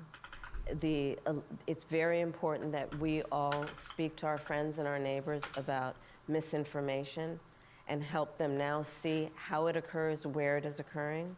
It is important that we stand up for the integrity of poll workers and people who are working on election day. And that we also, and this is critically important, that we ask people to be alert about mis and disinformation, and we ask them, do not be afraid to vote. Because I think there is also something quite insidious about these attacks on the electorate in these various forms that are intended to convince people that their vote won't matter. And in that way, there's a little bit of reverse psychology going on here, and let's just make sure nobody falls for it. Your vote does matter, and we cannot let anyone ever take our power from us. Don't fuck away, bitch. What? And when we get those votes out, starting soon, early voting is already going to start this week, I think, through November 5th, and let's make sure everyone votes, and we are going to have a good election day. We're going to fight for the integrity of the people's voice and for our democracy. And, you know, I'll just mention earlier, a couple of folks talked about what this means in terms of the world. You know, as vice president, I've met over 150 world leaders, presidents, prime ministers, chancellors, and kings. And the thing about representing the United States of the America is when we walk in those rooms around the world, we have historically and traditionally been able to walk in those rooms, chin up, shoulders back, with the self-appointed and earned authority to talk about the importance of democracies. people around the world are watching right now. Because you see, the thing about walking into a room and being a role model is people watch what you do to see if it lines up with what you say. And in that way, the consequences of this election are directly going to impact the American people and people around the world. That's what we're fighting for, and those are the stakes. And that's why we're going to win, because we know what we're fighting for, because we know what we stand for. Thank you, Meryl. So, thank you, Meryl. What is on your heart to say to the American people as we have 47 days until November 5th? What's on your heart? To say to particularly those people who are still undecided, or maybe indifferent, or on the fence still. We love our country. I love our country. I know we all do. That's why everybody's here right now. We love our country. We take pride in the privilege of being American. And this is a There was another moment comment about where Obama we can and must come together as Americans. that I want. Understanding we have so much more in common than what separates us. Let's come together with the character that we are so proud of about who we are, which is we are an optimistic people. We are an optimistic people. Americans, by character, are people who have dreams and ambitions and aspirations. We believe in what is possible. We believe in what can be. And we believe in fighting for that. That's how we came into being. Because the people before us understood that one of the greatest expressions for the love of our country, one of the greatest expressions of patriotism, is to fight for the ideals of who we are, which includes freedom to make decisions about your own body, freedom to be safe from gun violence, freedom to have access to the ballot box, freedom to be who you are and just be, to love who you love openly and with pride, freedom to just be. And that's who we are. We believe in all that. And so this is a moment where we stand knowing what we are fighting for. We're not fighting against. It's what we're fighting for. Thank you. Thank you, Madam Vice President. Thank you. And I Wow. want to say, thank you, Madam Vice President. I also want to say, thank you, Joe Taker. Thank you, Joe Taker. Who started the gatherings on Zoom and all of the grassroots. Now, each of you listening tonight, you become your own grassroots organization to go forward and do something, coming together for the largest Zoom call we've all ever had. Thank you so much. And I just want to say, for all of you watching who are still on the fence, you're in the middle, you're independent as I am, or whether you're just still don't know what you're going to do.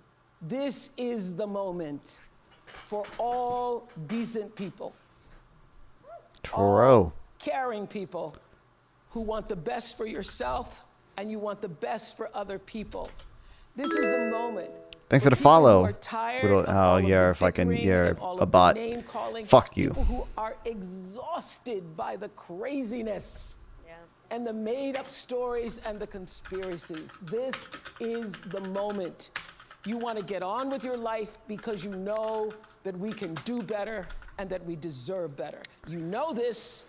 I know you know this. I know you feel this.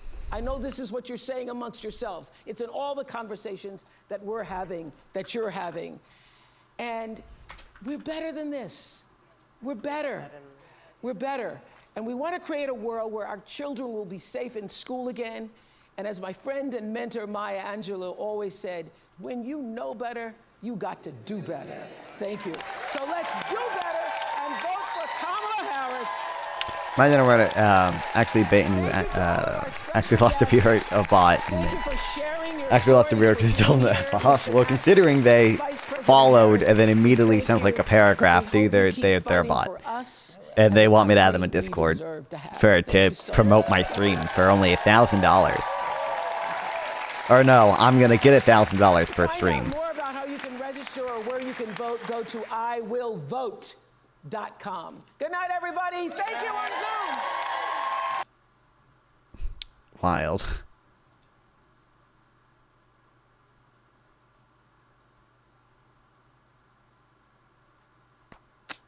Post out of shooting Robinson College students. Spoiled, angry, know-it-all children. Let me see if I correct. Spoiled, angry, disobedient child. Child and killed 17 of his classmates. And now spoiled, angry, know-it-all children are trying to tell law-abiding adults that we must give up our constitutional right to own certain weapons. Cue Rod Sterling. Because this must be an episode of Twilight Zone. David Hogg and the rest of these silly little immature media prostitutes need to grab a passing, have a seat and time out and shut up. The very idea of ideological conservatism is that your liberal, molly-coddling string pullers have taught you to despise is exactly what you and your schools desperately need to prevent these massacres, as well as the multitude of failures that exist in public education. The conservative principles of excellence, hard work, self-respect for human life, discipline, blah, blah, blah, blah, blah, blah, blah. Effective to, not as bad as it could have been coming from him. The argument for keeping ARs is so weak. I mean, people like them. I don't even know. I'm pretty sure aren't like most of the deaths from handguns. It's just, I guess the mass shootings are obviously usually done by ARs, but I think the majority of gun deaths are like from handguns. It's like handguns in cities. I don't have any strong opinions. There should be background checks and there should be red flag laws, and waiting periods too. Waiting periods, red flag laws, background checks, which I think the Bipartisan Safer Communities Act had background check for most things. I don't remember the exact thing, but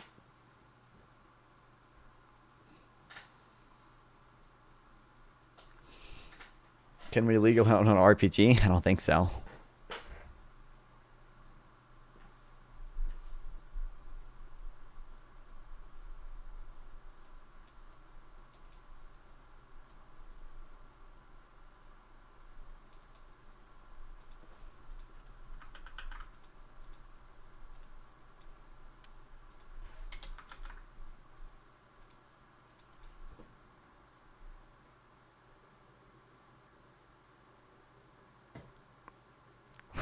What? I remember when I thought people wouldn't stoop to mocking children. I remember when children knew their place, and when they got out of place, sassy adults would put them back.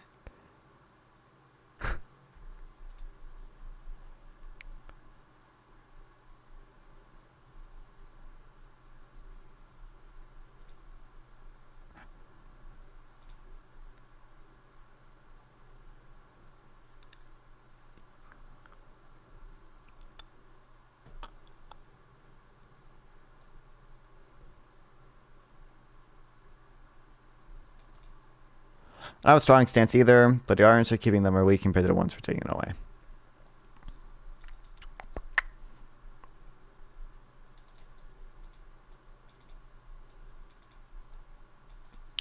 Now criminal, the devil of criminal, the clashes between local police.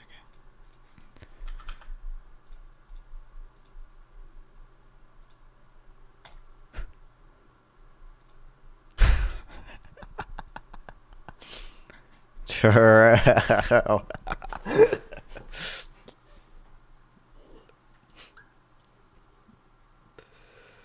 Ay, ay, ay.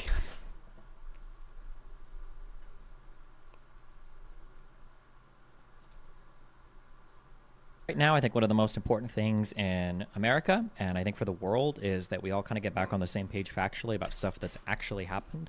So I think supporting Harris is important for a few key reasons, and I think the first one is that right now the Conservative Party in the United States is completely and totally divorced from any type of factual reality. I think that the Democrats, whether you agree or disagree with their policies, are at least more in the real world than the Republicans are. If you want, you can look through the Dominion lawsuit against Fox News, where Fox News... Kamala got an assassination bump. Harris plus 4.5. Damn. The debate didn't really bump her at all. What is this? The assassination? The no Trump assassination attempts. Okay.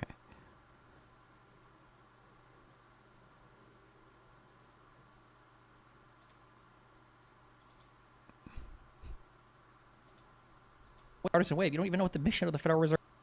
Oh, she doesn't know what the Federal Reserve does? Oh, no. Oh, no. Well, don't you think that it's interesting then, if you really believe, and maybe you're right, that the Fed completely operates completely independently from any political influence whatsoever, the fact that they feel like they need to do a rate cut this big, what does that tell you? What do you mean a rate that cut tells this you that big? Things are not, this is a very large rate cut. No, it's this not. is not. This is a large rate cut. It's a large rate cut. It's not really that big. It's 50 basis points. It's not even as big as I would have done if I was the all-seeing, Don't you just have all-powerful Jerome Powell. a half a point out of nowhere? They usually do a quarter of a point, not a half a point. That's actually quite a large Yeah, but rate cut. No. For them to be doing that right now shows that they believe the economy is in dire straits under Joe Biden and Kamala Harris. did you listen to the press conference? That they have. She knows.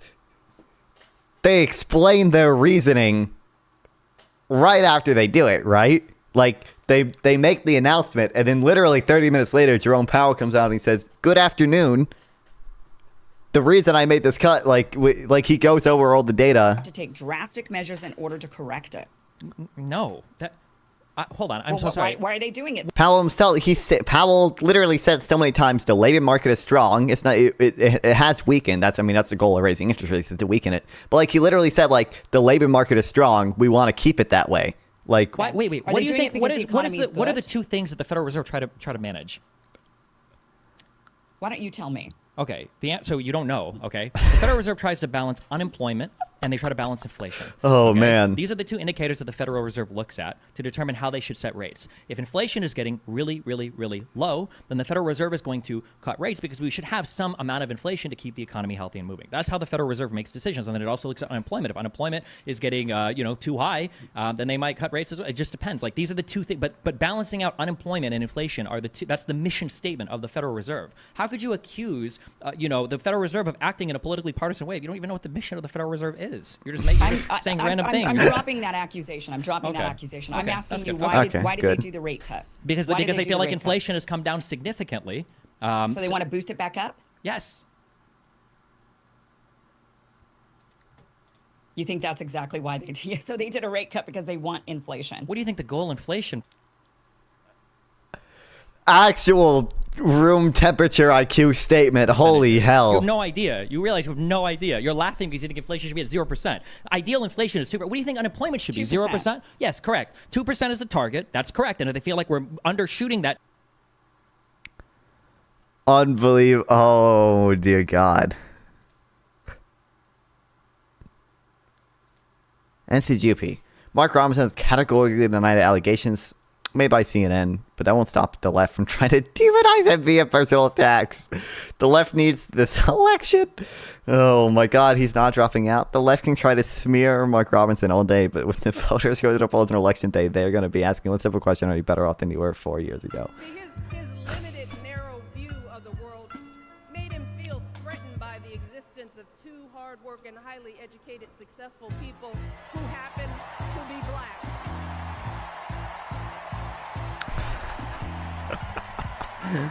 Oh man.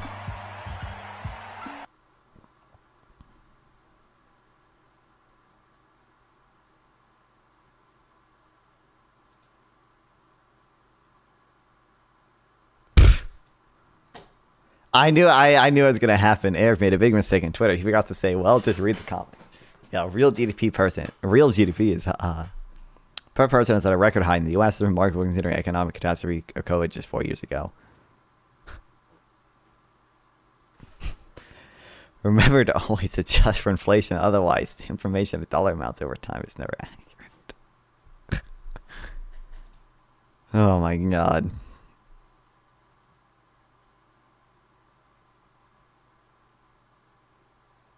You factor in actual inflation. No one in their right minds believes 68K to date is the same quality as 34K. Oh my god.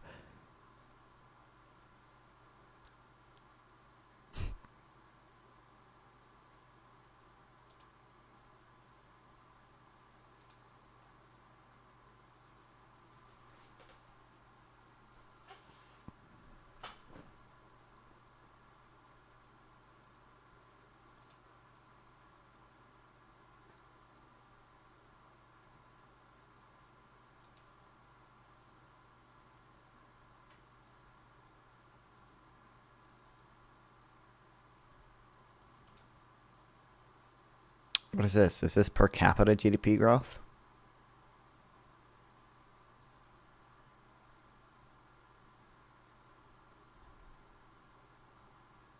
I'm assuming it's per capita GDP growth.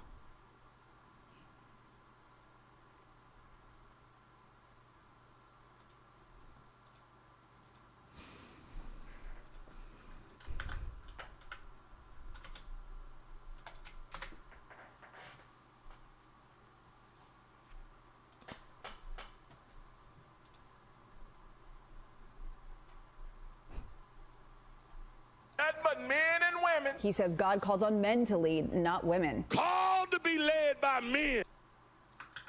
Genders ain't nothing but men and women. He says God calls on men to lead, not women. Called to be led by men. When it was time to face down Goliath, sent David, not DeVita, David. There's no reason anybody anywhere in America should be telling any child about transgenderism, homosexuality, any of that filth. And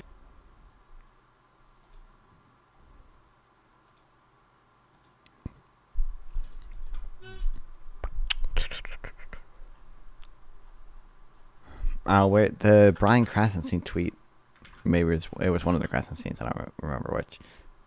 I think had another quote.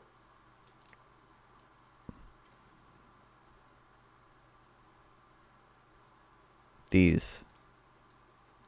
Arts 45's Heritage Foundation event speechless. Speeches yesterday. I had the question for you in relation to something, but I forgot. Good one. Valid.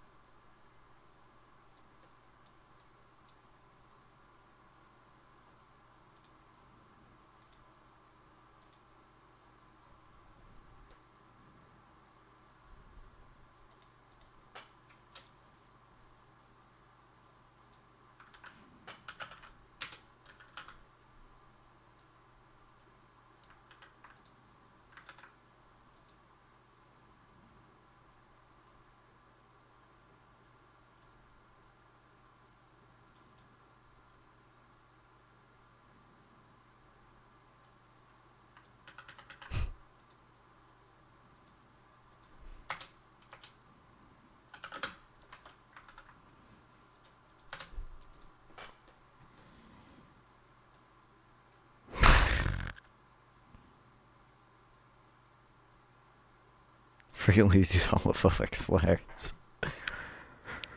Oh my god. Dude, I want to see this guy's fucking Discord logs, bro.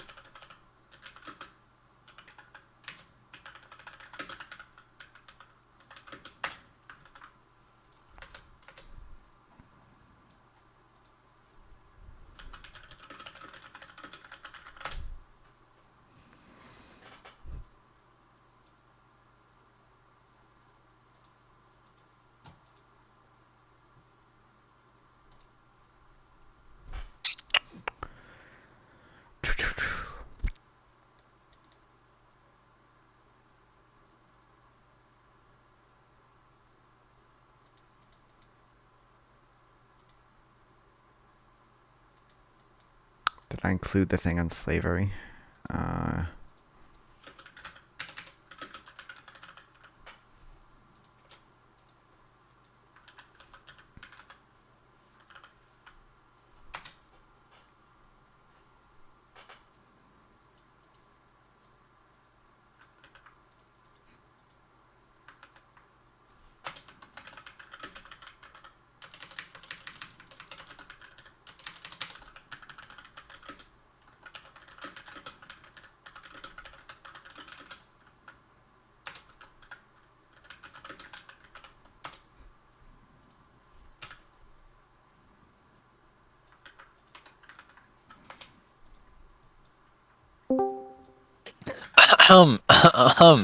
I was called. Yeah. Hold on, give me 1 second. Oh, now you. Oh, now I'm waiting on you. Oh, okay. I'm copying stuff. Okay.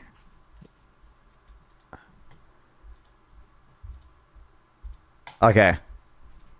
Yeah. Well, some wild stuff came out about our governor, or lieutenant governor, potential future governor. I remember being at work and I saw the tweet drop where it was like some articles coming out later today, so he was postponing a speech, and I was like, oh god, because like with this man, this is a man who he has a history, man, and so I was like, this is gonna be some crazy shit. If he'll stand on business, yeah, he'll stand on business when it comes to like homophobia and like transphobia and like anti-Semitism. So what's something that he's not gonna stand on business about?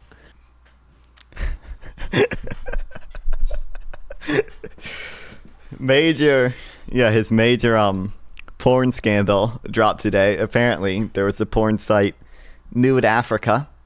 Have you looked at the Google Trends of it? I did, and I'd recommend. That doesn't surprise me, but yeah, I went there. You have to make an account in order to like view shit, so I didn't. Whoa, I didn't do that. I'll put it in your general. I just wanted to like view his comments. I didn't want to like There's the you weren't obviously you were just watching porn for the plot. I understand what you're saying. Well, I mean yeah. No, I didn't make an account because none of the. Unfortunately, I did not get to see his comments, but I did get to see a lot of stuff I did not want to see. So. Oh yeah, that you didn't want to see. Oh, it must have been so horrible to see the Nude Africa. Well, it was not. Well, it's a lot of. It's mostly for fat black women, so it's not really my type. It was more. It was not. It's not a. Oh, you weren't interested in that? No. So, my man did not take any precautions when it came to like trying to hide that it was him. Actually, do you know how they were able to connect it? Is it just a username or was there an email? That's what I was wondering. So there's a username, there is a email. Oh, and yeah, that'll do it.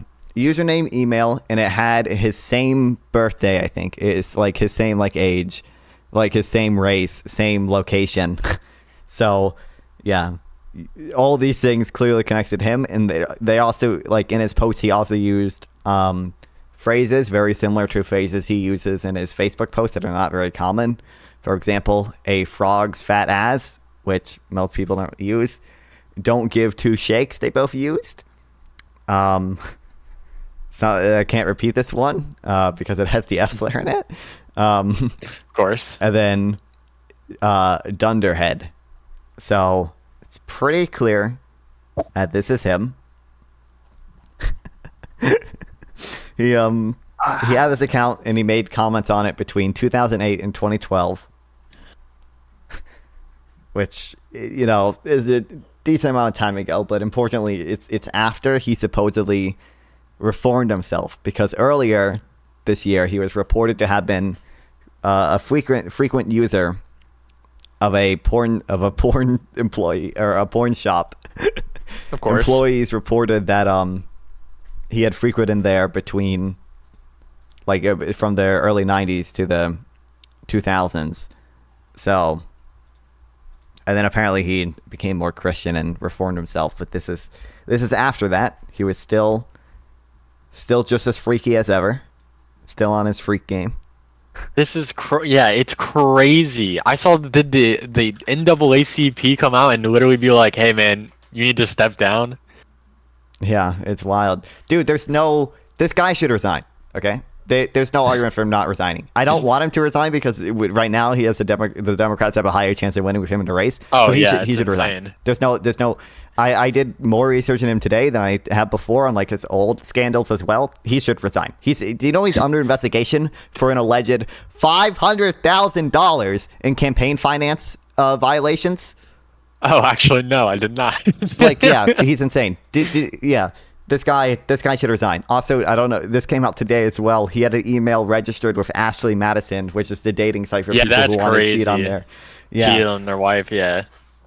Yeah. So this guy should resign. This guy, he's insane. I don't want him to because again, my man Josh Stein is easy. Yeah.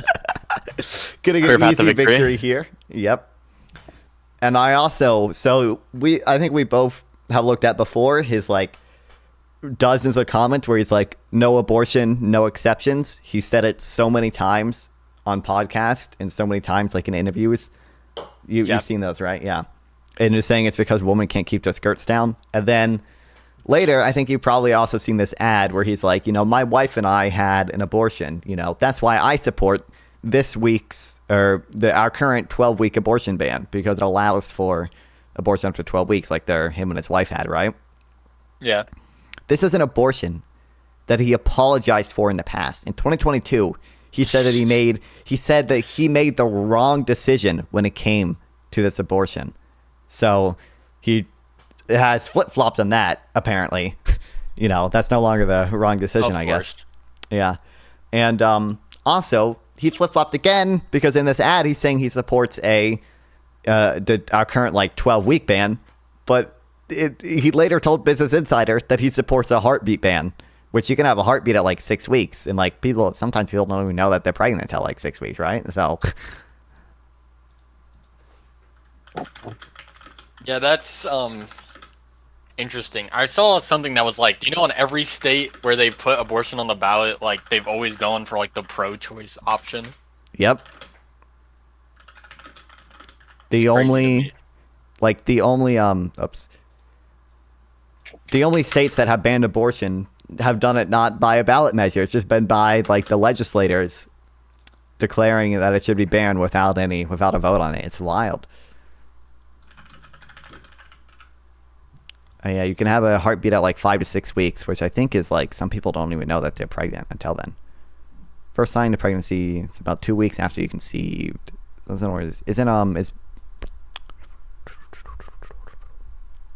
When can you test positive for pregnancy? I don't know. I don't know anything about women. I don't talk to those people. Oh. Just yikes. like Mark Robinson, by the way, who has reiterated multiple times that men should lead and not women. So true. Yeah. Non-fun. When are we going to see you go on your red pill arc? I don't want to do that. It's not a super interesting conversation to me. Most people have seemed to move past that at this point. Maybe I'm sure it'll come up again at some point. But every time I open Twitter, I see Andrew Tate saying the N-word, and it's like, bro, you cannot be that desperate. Damn, no one cares about you anymore, huh? Yeah. Speaking of saying that, I don't think Mark Robinson ever said the N-word, but he's black, so it would be. I was about to say, I was like, if he did, but you. Yeah, he he repeatedly said the F slur, so many times apparently. What do you think of the KKK sentence? That one was I literally Yep. I'm not in the KKK. They don't let blacks join. If I was in the KKK, I would have called him Martin Lucifer. I'm not going to say the last word. Oh, you don't want to finish it? You don't want to finish it? Martin Lucifer, something that Twitch will not let me say. I don't think you can. I would not risk it. Yeah, I would not risk it, unironically. Slavery is not bad. Some people need to be slaves. I wish that they would bring slavery back. I like how buy a few. I think it was crazy how he said, he typed that out. I wish they would bring it back, and then put in between it and back, parentheses, slavery, just so there was no misunderstanding. Yeah. And I was listening to it I'm sure you saw that he apparently liked watching what he called that was really funny. He porn. said, he made a really. Hey, listen, it was a pretty funny joke. I think he said like he enjoys it because it's like a way to take the man out, but also keep the man in. And I was like, "Alright, listen, I'm fucking with him." I was like, I changed my whole opinion. This man's based. Yeah, you know what?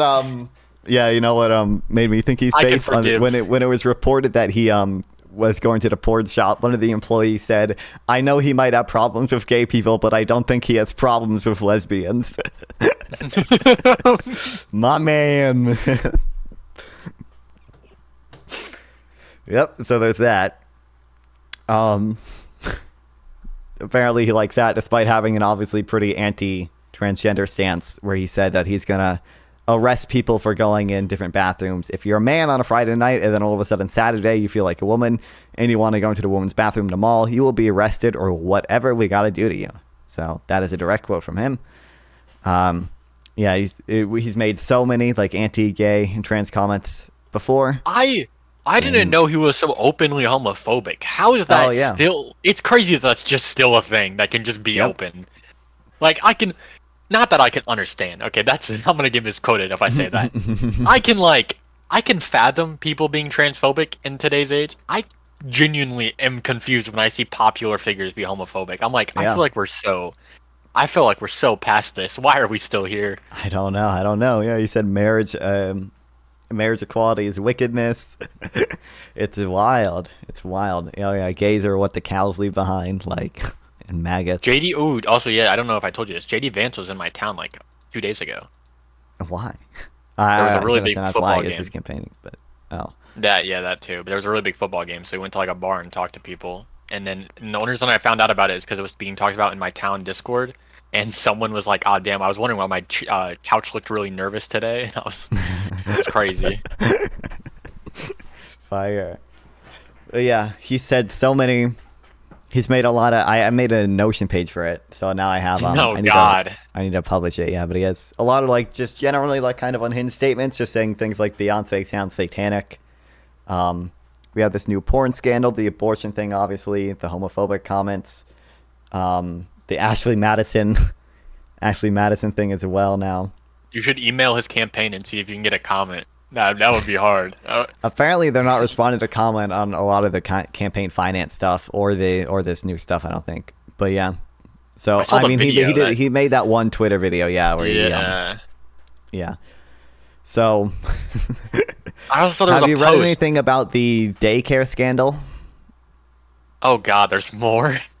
Yeah, you haven't seen it. So Josh Stein has this ad about it. The ad, I think, has like 2 misleading statements in it. But basically, prior to becoming governor or anything, him and his wife ran a daycare center, which during multiple inspections had unsafe conditions for the children. So in 2005, 1 and 2 year olds are not being supervised. There was a case of one, it doesn't mention whether they were 1 or 2 years old, of one child just sitting on the porch talking to visitors instead of in the room with the rest of the children, not being supervised. That's crazy. There were uncovered electrical outlets around 1 year old children. There was a complaint that was never verified. This was just a complaint sent that claimed that the daycare had been using the oven for heating as the gas had been cut off for a period of time, and that the lights had been cut off several times, and it's unknown if the daycare has running water. This. And then also, they falsified staff credentials and criminal background checks. So, files for the owner, which is his wife, and a husband, which is him, contain North Carolina early childhood credential certificates, when the workforce unit of the Division of Child Development did not have records of having issued credentials. So, they just falsified these records. They literally did nice. They pulled a fucking Trump fake electors and just said that they were qualified when they weren't. And then I don't know also how much more this I can take. Jesus. criminal records qualifying letters on file for the owners and the husband of the owner. Or criminal records are on file. Criminal records qualifying letters. The criminal records unit of the division did not have a record of ever having received criminal records forms nor issue qualifying letters for the owner or the owner's husband. So they just lied about that too. They just wrote their own fucking letters saying that they were chill, and they could have not been. Yeah. I This know. daycare. I know you wouldn't. I know you wouldn't know this, but did you by any chance like have any knowledge of the Republican primary? Because how the fuck did he make it? I don't know. He had, he won he won like a 65% majority even in a 3-way race. Like, yeah, I don't know. I don't know how he got this far. So I DM'd you about this earlier, but so I think I think it was in 2003. Basically, their daycare center went bankrupt, and they had a lot of trouble doing a lot of things. One thing that they had trouble with was apparently paying the Girl Scouts over $2,000 that they had owed them. So the Girl Scouts sued, and they won because nobody showed up on behalf of the defendant. Nobody showed up on behalf of. I knew the part that they lost. I didn't know that part. That's really funny. They didn't even show up. Okay, so yeah, that's the same year rigged that the court. daycare. Yeah, I know. That's the same year they declared bankruptcy for like the 4th time. They have declared bankruptcy a lot, which is why they have so much. Which is why they had so much trouble Now I see paying why taxes. Trump liked them. Yeah, so from 1998, for 5 consecutive years after that, they did not pay federal income taxes.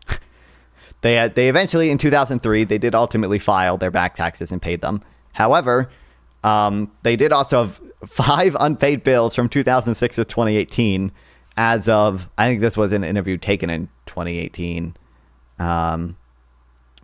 Yeah, as of 2018. And he did end up paying them. But, yeah, he's not very good at paying his taxes, federal or local. He did, however, really like using campaign money for personal uses, allegedly. So he's under investigation, I told you, for the alleged $500,000 in violations. So during 2020, this is what he's under investigation for. The investigation is still ongoing. He claimed to have spent $2,374 at Lake Outfitters for campaign clothes and accessories, but the owners said that purchase never happened. He also made 2 cash withdrawals from his campaign, one for $2,400 and the other for $160, when North Carolina state law basically says you can't pay for non-media expenses greater than $50 in cash. And that money appears to have been made to the state employees credit union, where Robinson was paying off a loan at the time. Jesus. So and then a $4,500 reimbursement to his wife for campaign apparel. More than 25 expenditures without a listed purpose. More than 1,400 contributions greater than $50 that did not include the donor's occupation. At least 15 contributions greater than $100 that do not include the donor's address. 3 contributions greater than the limit of $5,400 per donor.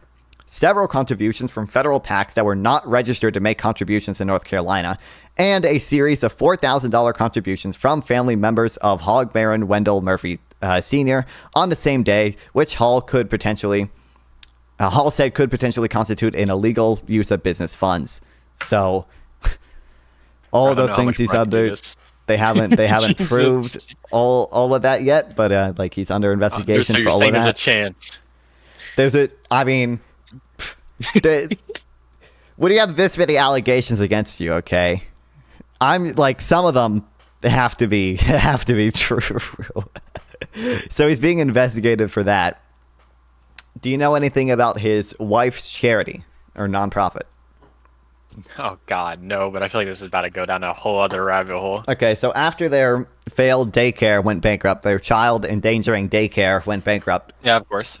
Apparently, his wife made a nonprofit called Balanced Nutrition, which basically it helps like daycare facilities, presumably better ones, access a lot of like federal aid, which is just federally funded meals for children. That seems like a good profit. Good idea. Sure. And Robinson worked there before becoming lieutenant governor. Okay, so the DE, as a nonprofit, you're like subject to yearly reviews from the government. So the North Carolina Department of Health or whatever, the DHHS, I forget what the second H stands for.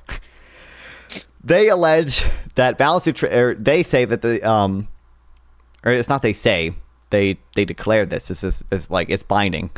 They owe the state $132,000 after a 2023 to 2024 review outlined specific deficiencies found, some of which were repeat issues from their 2022 to 2023 review. So they apparently repeatedly had a failure to keep attendance records, a lack of income eligibility records, failure to comply with training, failure to file meals that meet the program criteria, among other things. There are also 2 Paycheck Protection Program loans that Hill, which is Mark Robinson's wife who owned a charity, took out in 2021 and 2022, totaling $57,000, which were eventually forgiven. The federal program was intended to bail out businesses struggling during the pandemic, but records show that Hill gave herself a $28,000 raise in 2020, almost the exact amount of her first PPP loan. And from 2019 to 2021, Balanced Nutrition's revenue rose from $950,000 to more than $1.3 million. So, their business probably wasn't really struggling, and also she gave herself a fucking raise with the money. Yeah, the raise is crazy. In 2021 and 2022, Balanced Nutrition's tax filings failed to list the salaries of its top employees, including Hill. The nonprofit's tax revenue also did not acknowledge that family members were key employees as required by federal guidelines. So she was taking money from the federal government in terms of it's just I mean, that's the whole purpose, is to take money from the federal government and give it to like daycare facilities, and money from PPP loans to give herself and her family fucking raises. Like, that's absurd.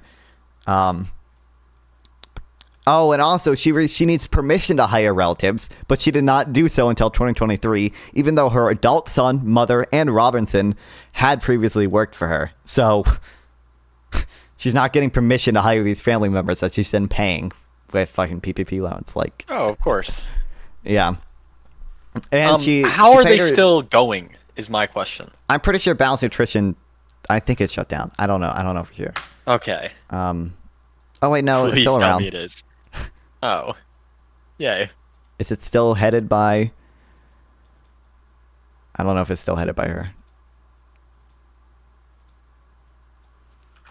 I can check. But yeah, it's insane. This guy should resign. He probably should have resigned fucking 3 years ago, but there's no argument for him not resigning. He's clearly fucking insane. He should resign. I don't understand how he's not. I don't understand how he's still. Not only has he not withdrawn, not only has he not resigned, he won't even withdraw. Well, this is a good question. Like, can the party not do something? Like, is it only him who can kick himself out? The party can put... I feel like it's Biden all over again. Yeah, I don't know. I don't know exactly how it works, because it's like a state party. But also the state party, I'm pretty sure, does receive money from the national party. So the national party, I don't think the national party technically has any control over the state party. It's just that they can put pressure and saying, hey, we might not spend fucking money if you don't get this guy off the ballot. I would imagine might be some process for the state party to do something, but it would, I don't know, it would require stuff that they can't do. Apparently the withdrawal deadline is tonight. So. Oh yeah, we're not gonna see it then. Yeah. I don't think we will. If they did withdraw, would they have enough time to put someone else up? Yeah, they would be able to put someone else up, but okay. But it might be complicated to get his name off of the ballot. His name might still be on the ballot. That would be really funny. It would be funny. Yeah, there could be 2 Republican candidates on the ballot. Martin Luther King Jr. Martin Luther King III has just released a statement about Mark Robinson. Dude, oh, God. What's funny? Trump called him. I don't know if you've seen a clip of Trump calling him Martin Luther King Jr. on steroids. Steroids. I sent you that. Yeah. That Mark Robinson is against the Civil Rights Act. He said that the Civil Rights Act took away freedom. He's literally the most anti fucking Martin Luther King Jr. figure that I could imagine. What?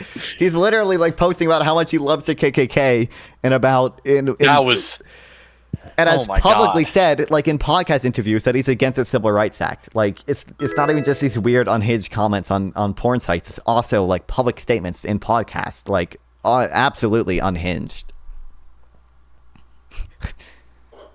Yeah, it's wild. Yeah, the deadline for a candidate to withdraw is Thursday. To withdraw, a candidate must submit a written request to North Carolina State Board of Elections before midnight on Thursday.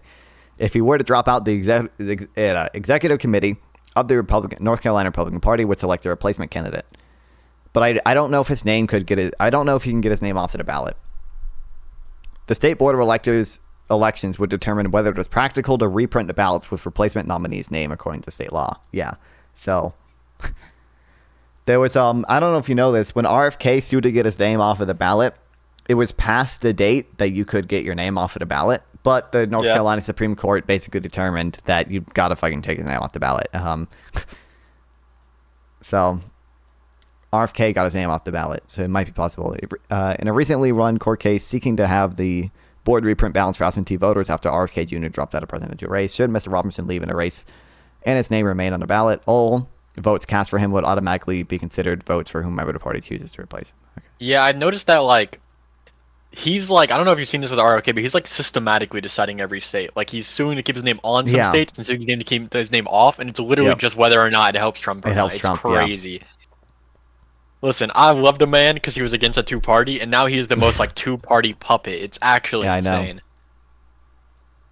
I will come here and say it now. I do concede. Okay, he is not the man I thought he was. I'm not saying you are right, but it does mean that you in fact were. I'm coming back with tail tucked between my legs to the Democratic Party, hoping you guys will accept me. Yeah. You know, I also found out that Republicans are suing to keep Jill Stein on some ballots. Yeah, they're like financing. Yeah, I've seen that. And they've also sued to get libertarians off of the ballot before too. The more I look into her, bro, she is a Russian operative. I swear to God, I never looked into her. And then I watched one Piers Morgan video on her, and I'll send you the clip. I was able to literally predict everything she was about to say. And I was like, wait a minute, she seems really getting Russian. like the same talking points from the fucking Kremlin. So from fucking I genuinely believe Lauren that Chen or whoever.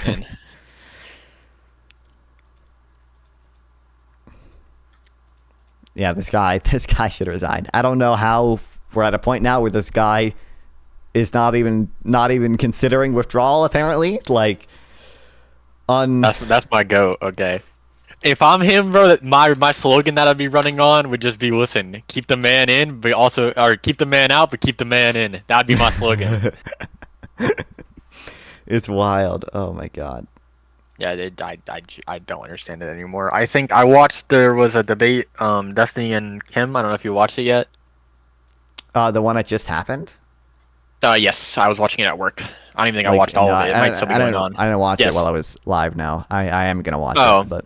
I mean, I think he made a really good point where it was like, I think the Republicans need to come back to reality. And that's what he was basically saying. Yes.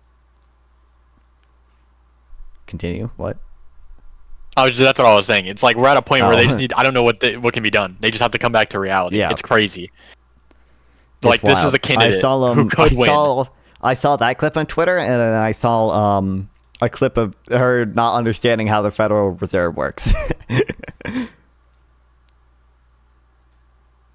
Listen, all I know, okay, print more money. You know what I mean? That's all I need to know. Well, it was just wild that like she's making like an allegation that like the Federal Reserve was like corrupt, but she doesn't even know she doesn't know what it's trying to do. Wait, she doesn't know that. I just not noticed this. I'm sorry. Is that Dark Brandon behind you? Oh, of course, yeah. I bought this after he dropped out. Yeah. Oh, wait, like right. So like, was it you bought it before he dropped out and it got sent, or you actually bought it after he dropped out? After he dropped out, I was like, oh shit, they're gonna stop making these. I need to buy it right now. So I bought it. Yeah. Was it cheaper? Was it? Nope. You would think there'd be like a going out of business sale. Nope, it was the same price, but you know, it went, the money still went to Queen Kamala, so we're chill. We're being chillin'. No, Jesus, it was. I don't understand. I don't understand. I miss Mitt Romney. Unironically, I never thought in my life I would say that, but I miss Mitt Romney. I don't get it. We're in a clown fucking world, dude. I don't know. Also, I will say, unironically, I did get more blue pilled at listening to that debate. because the presidential debate? the Kim debate, because one argument that I was having internally where I was like, I don't like how they did the process. Destiny spends like a good 10 minutes talking about it, and he does lay out a good argument. That's like, I mean, you would want the private party to want to win, and he was like, so I understand like people might want them to act in the public of the people, but it's a private company, and the private company wants to win. He's like, I don't think it hurts democracy any more or any less. Yeah, it's a private, they can do whatever they want at the end of the day. I think the issue is, I mentioned this in that short debate we had before RFK dropped out, that like we're probably just going to have to try to get ranked choice voting. But it doesn't look like it's going to happen. But that's what we should probably be trying to do.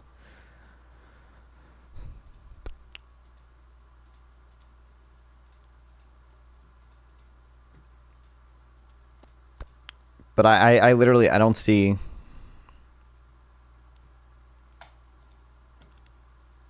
Like, fucking... Like, candidates used to lose. You've seen the clip of, like, Howard Dean, like, screaming, right? Like, he did the scream. Yeah, and he lost because of it. Like, yeah. Like, people used to, like, resign for, like... even, like, if like, 10 years ago or whatever, it just came out that, like, he had an email... linked to Ashley Madison, he probably would have had to resign. Like, it probably would have been a scandal. Like, just the fact that, like, he was planning to cheat on his wife, even if he didn't actually do it or whatever, probably have to resign. But, like, now he can do that and also be super transphobic and also be super homophobic and also simultaneously be watching tranny porn and also say the KKK was good and also be against the Civil Rights Act. And, like, it's wild. I don't understand. Not to entirely switch topics, but what do you think of, speaking of like cheating on your wife, Donald Trump and Laura Loomer? Have you been seeing anything about that? Yep. That's why I know Melania. When was the last time Melania was actually seen with Trump? I don't actually know at this point. She hasn't been at any of the debates, right? Laura Loomer was at the debate. Well, yeah. Trump was blowing kisses to Laura Loomer at the debate, but Melania wasn't there. Crazy. Like, yeah. So we have this like unhinged like fucking schizo poster now apparently banging Donald Trump, and Melania is off living off alimony or something. Who knows where the fuck she is? Yeah. So who becomes the first lady if Trump wins? What's gonna happen? I did see something about that. Yeah, like, but clearly Melania doesn't Melania doesn't want to be anywhere near Trump, apparently. And Laura Loomer does, but Laura Loomer can't be the official first lady, even though the first lady isn't like a super official thing. It's not like in the Constitution. But, yeah, who knows? It'll be interesting to see what happens. Yeah, what I saw was the idea of... apparently something similar happened with Gavin Newsom. There was some argument that was made. Yeah, he also had a similar situation. Yeah, well, I think it's not an official position. I think it's like you have the first lady who's like the spouse, and then you can have like the first partner. If you're just dating someone, you have the first partner. So we might have a first lady and a first partner, and the first lady just never does anything because she fucking hates Donald Trump now or something. I don't know what her deal is. We have a new quote from Mark Robinson. Oh God! A second plane just hit the towers. Had me another hot morning with the wife's sister. She had brought along her laptop this time, and we had watched some vids on there. Nah, the ones that really got us hot was called Wet Anal. That vid got our pussy soaking wet, and y'all know what I did right. That ass was wet, slick, good, and pissy. Do you think he meant pussy, or did he actually mean pissy? I have to hope, right? I hope he meant pussy. That ass was wet, slick, good, and pissy, and I licked and sucked that pussy and asshole till my face was covered with her funky juices. Then she sucked my dick till it was good and hard, and then lubed it down with wet. Lubed it down with wet? What does that even mean? With her... What in the Wattpad is going on? Then she laid back while I greased that asshole with her pussy juices and wet. watching my big dick slide in and out of that asshole takes my breath away. It looks so good. We as fuck a lot, but she gave me a nasty sex surprise this time. Right when I was ready, really pumping the dookie shoot. Bro, the dookie shoot. Good. She got a long hot stream of piss in the air. So he did mean piss. He was pumping the dookie shoot good, and she got a long hot stream of piss up in the air that covered my chest and stomach. It was so fucking hot. She was coming, I was coming. She was pissing, and I was covered in piss. And the pussy juice in a loop. Damn, this girl is good. I can't wait. Oh my god. Oh my god. Dude, no shot. Okay. On one hand, I would be like, this dude just admitted to cheating on his wife. On the other hand, this sounds like a 13-year-old making up a story. Like, that's what I thought when I read the three-way one. He was like three-way with his wife's sister. And I was like, this sounds like a she goes to another school type of story. I know, yeah. This is, oh my god.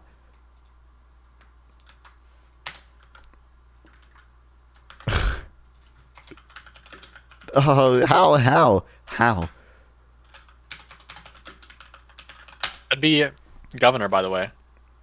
I know, yes, like, I can't wait till we get a fucking anal and piss fetish enjoyer in the office. We really did need more anal representation in the office. Oh, man. How? Mark Cooper saved the entire state when he decided not to be VP. He knew. A source familiar with Cooper's thinking said the governor sent a signal proactively to Harris's team that he not be considered for all. He cited a belief that North Carolina's Lieutenant Governor Mark Robinson would cause chaos and behave like an acting governor if Cooper were to leave the state. A chink on Piers Morgan. I think it was today or yesterday. I haven't watched it, but I saw he was on it. I saw like a clip of him like yelling like at Piers Morgan. You think I should politically surrender? I actually think that's a like good. That was like a good line of argumentation where like Piers Morgan's like, yeah, I really liked. Rhetoric, and it's just like what you're asking me to do is politically surrender. Like like just say you want me to lie. Like he made some really good arguments. Yeah, he was like, well, you calling him a fascist? Like any reasonable person would go out. He's like, what do you want me to do? Just not say he's a fascist when he's being a fascist? Yeah, I know. He's like, you want me just to give in? I haven't watched it. I could milk it for Israel. YouTube reaction videos. I'm actually close to getting YouTube partnership. Oh my god. Kind of, but I think I probably told you this before. When they lowered the monetization requirements, really what they did was just create a new tier of monetization where you don't get ad revenue, but you do get access to super chats and memberships. When like, if people want to donate, they don't need super chats. They can just go in the description and donate there. Exclamation point TTS in the chat. Yeah, but I'm like 250 watch hours away, which is like a few. That's like 3 or 4 Piers Morgan reaction short videos. Times. Yeah. Well. Anything else? I was about to say don't say it. I knew you were gonna say it. God damn it. Oh, I was gonna. Okay, well. I was gonna say I'll watch this video of him first, but. Okay, taking bets. Will she speak bad about Russia? No, I don't believe it. I think she's gonna be like, I think any foreign influence is bad, but we need to look at like the real contributors. Well, I think in terms of being fair all around, it's important to put this in context. Turn it up. It's max volume. It's not my fault that Isaac uploaded his shit and at fucking -4 decibels. So this is not the big impact. On the other hand, let's look at AIPAC, which ought to be treated and considered a foreign agent, which has spent $100 million. Shut up. All right. How long is this? Is it an hour? This debate is an hour too, so that's like 2 to 3 hours there. And then there's shit I want to read. I got nothing to do, so we'll start with this, and then maybe watch the Piers Morgan thing, or maybe we'll read a little bit more. Really crazy, but I'm excited for this reunion. This will be really fun. And yeah, Steven, how are you? Doing great. Just got back from New York today, and I'm just here on the computer, you know? Cool. That sounds nice. Oh, we might as well do a quick sound test too. We'll go left to right. I'm gonna get a Cameron, drink. if you I'll can be do a back. quick 1, 2, 3 for me. Sure. 1, 2, 3, 4, 5. Perfect. And then Steven, please. Hello, 1, 2, 3. Can you hear me? Hi, hi, hi. Awesome. All right. So let me just do this last little adjustment in the pictures here. And who do either of you have I guess Steven, since you're going to be making the case for Harris, you're cool with going first? Well, Sure. Dr. Stein, you said it bad. Cool. And then, yeah, that's like a flexible, like 2 or 3 minutes. And then we'll jump into that open dialogue and that Q&A. And any last questions before we get going pretty quick here? Did you just hear that noise by chance? I just want to make sure you guys did not hear that. I'm getting notifications on my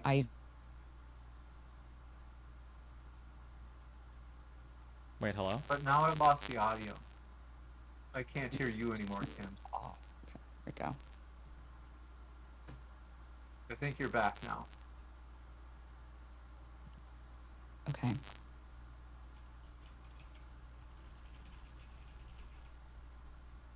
Cool. And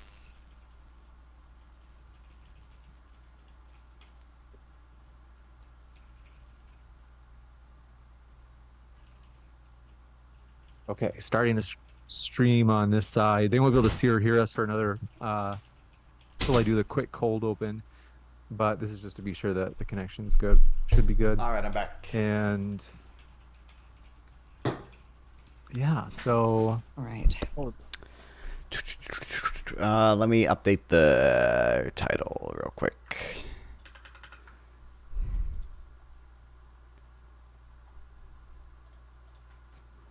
You missed absolutely nothing. No, I was listening the whole time. I know. My bad. It's my bad, guys. I didn't think that they were gonna. I didn't think they were gonna take so long. Oh, I can't hear you now. What happened? it might. Let's see. Let me know if you can hear me now. In case you switch. I was thinking your mic. Can you guys hear me? Yeah. Yep. So because I Is switched she hot? things, I wasn't- She's no, I'm relatively not able hot. to hear How old is anything she? suddenly. I don't know. Let me join back in. Just give me a minute. Okay. So You're skulking? You're gonna be skulking? that's right. Yes, just lurking, and I always think it's kind of cool. Okay. Like the All right, I'm back. cool. I can hear you. Sorry about that. I don't know. I don't know No how to use. problem. Also, I feel like this new desk is higher. I feel like I should be able to make I move around too much. I feel like I should be able to move my tripod down, but maybe an Asman or Titsman. Well, welcome, Centurious One. Oh, I didn't even realize that was you talking before. I thought it was still my other chatters. I don't care. New furniture. Yeah, I got a new desk, which is better, more stable than my old one. If I shake it, you can see my screen shakes a lot, but like the tripod is not shaking a ton. And my mic is now isolated from the desk as well. It's connected to different things. So when I bang the desk, it doesn't mean the vibrations don't translate directly to the mic stand. So, and both my lights are now on my desk instead of to the side of them, so they're a little bit better. I think that's equally important in your opinion. No, I would like. I don't. See, now whenever these conversations come up, I'm worried like my grandparents are watching on Facebook or something. It's gonna be like weird. I would say personally, okay, I'm probably more of a tits man But there's a margin to these things, right? Like a really good ass is better, more important than like mid tits, right? So I guess like we could. Oh, what's up, Grapple? Oh, what a great conversation to come back to. What's the best ass in the sub of the world? I don't really have an opinion on that. I mean, we're and I need to. I gotta find our Halloween costumes actually, because it's close to get a Halloween. You know what I can do is I'll have different donation tier. I should design a website where each costume has a price, and you click a costume and choose a certain amount of time, and it has to be dynamic. So if I'm already wearing one, you have to pay more to get me to change. But then if you watch Hours of Philosophy, I don't even believe you. Okay. Anyway, it's not worth it. It's not worth its interest. Centarius.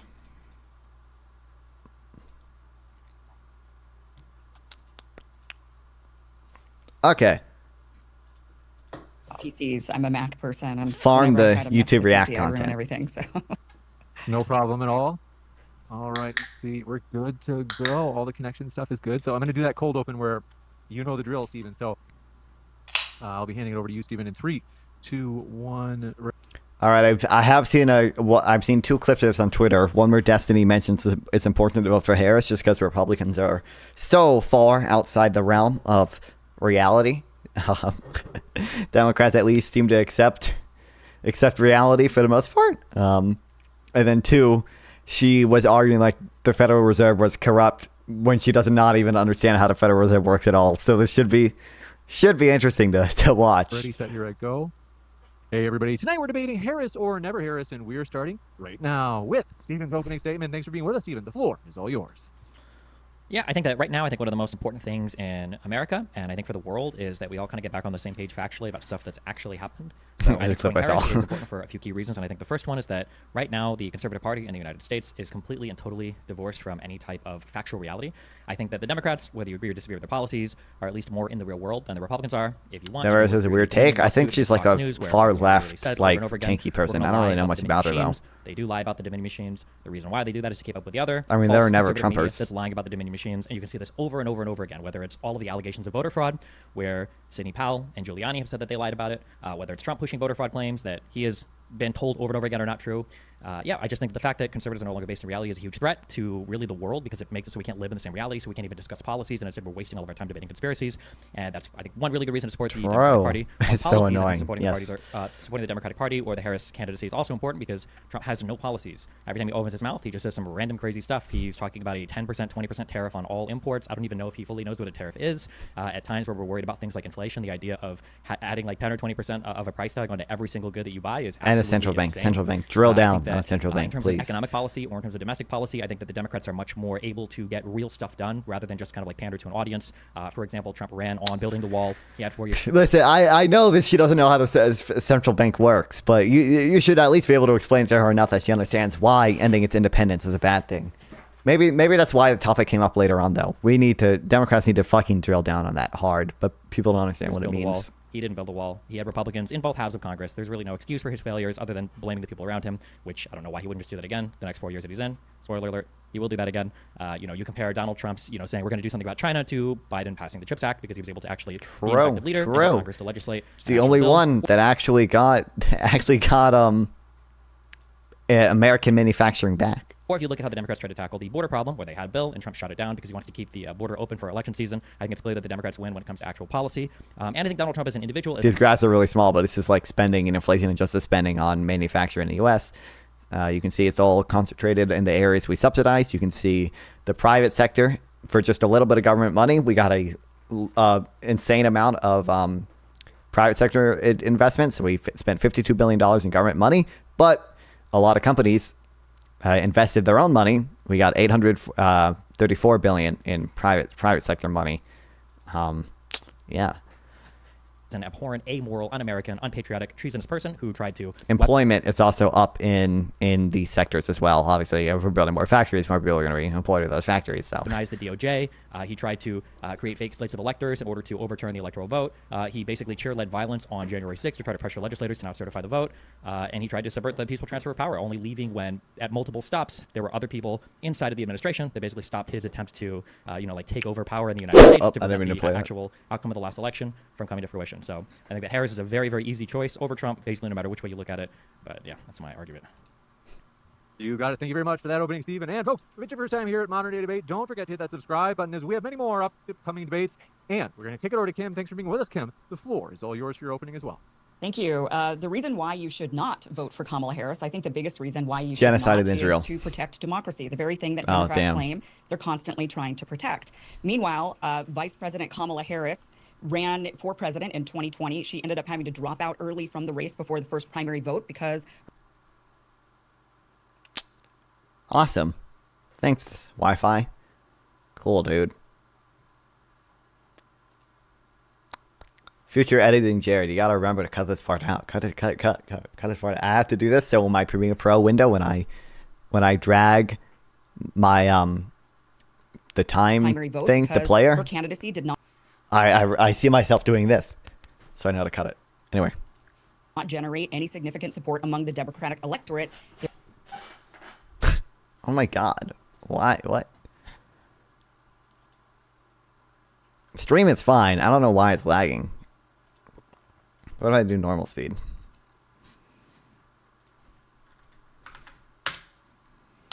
Sorry guys, I don't know what the fuck is happening. Tell me I paid $50 fucking for a restream and it's still doing this shit.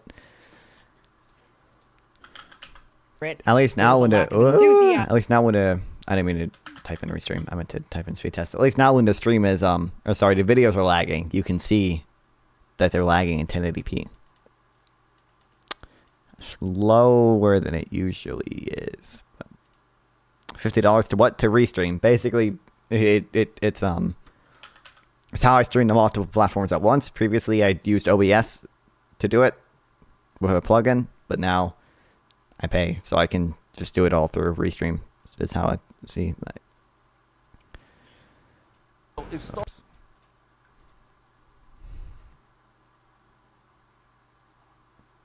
Are you kidding me? Why? What is wrong?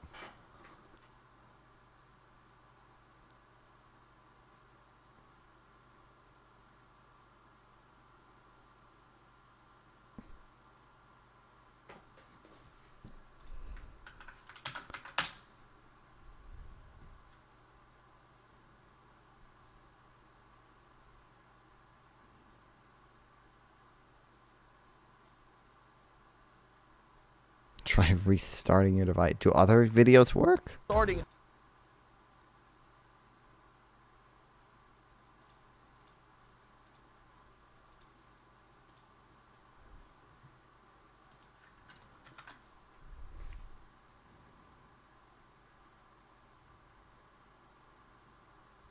There was a lack of enthusiasm. There was a lack of I don't have a confidence I'm not in her answering leadership. Nonetheless, Destiny found out you were dealing with content low. Oh no. Oh no. even without all of that support, she ended up being selected by party elites to be the vice president for Joe Biden. Furthermore, than what Democrats have done. Why?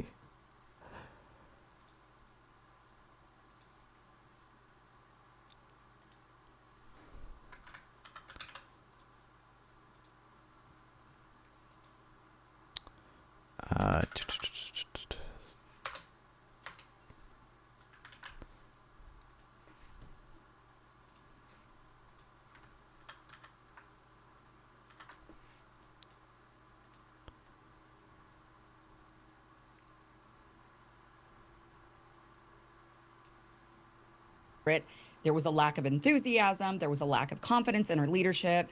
Nonetheless, even without all of that support, she ended up being selected by party elites to be the vice president for Joe Biden. Furthermore, than what Democrats have done is they have squashed any ounce of the ability to have an election. They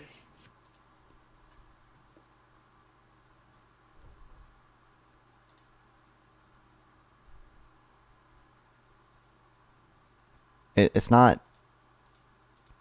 my CPU.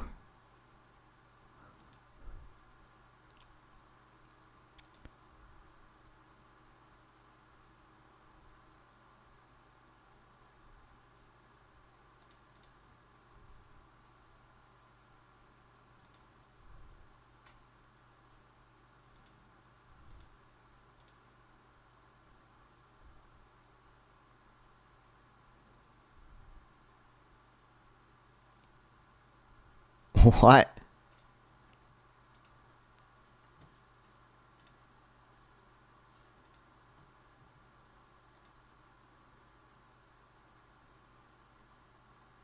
Squashed any candidates that were challenging Joe Biden, unlike Republicans who actually had a primary, trying to primary Donald Trump. We saw numerous candidates going after Donald Trump. Trump boycotted, Nikki Haley but ran all a right. fierce campaign against him. So did Ron DeSantis.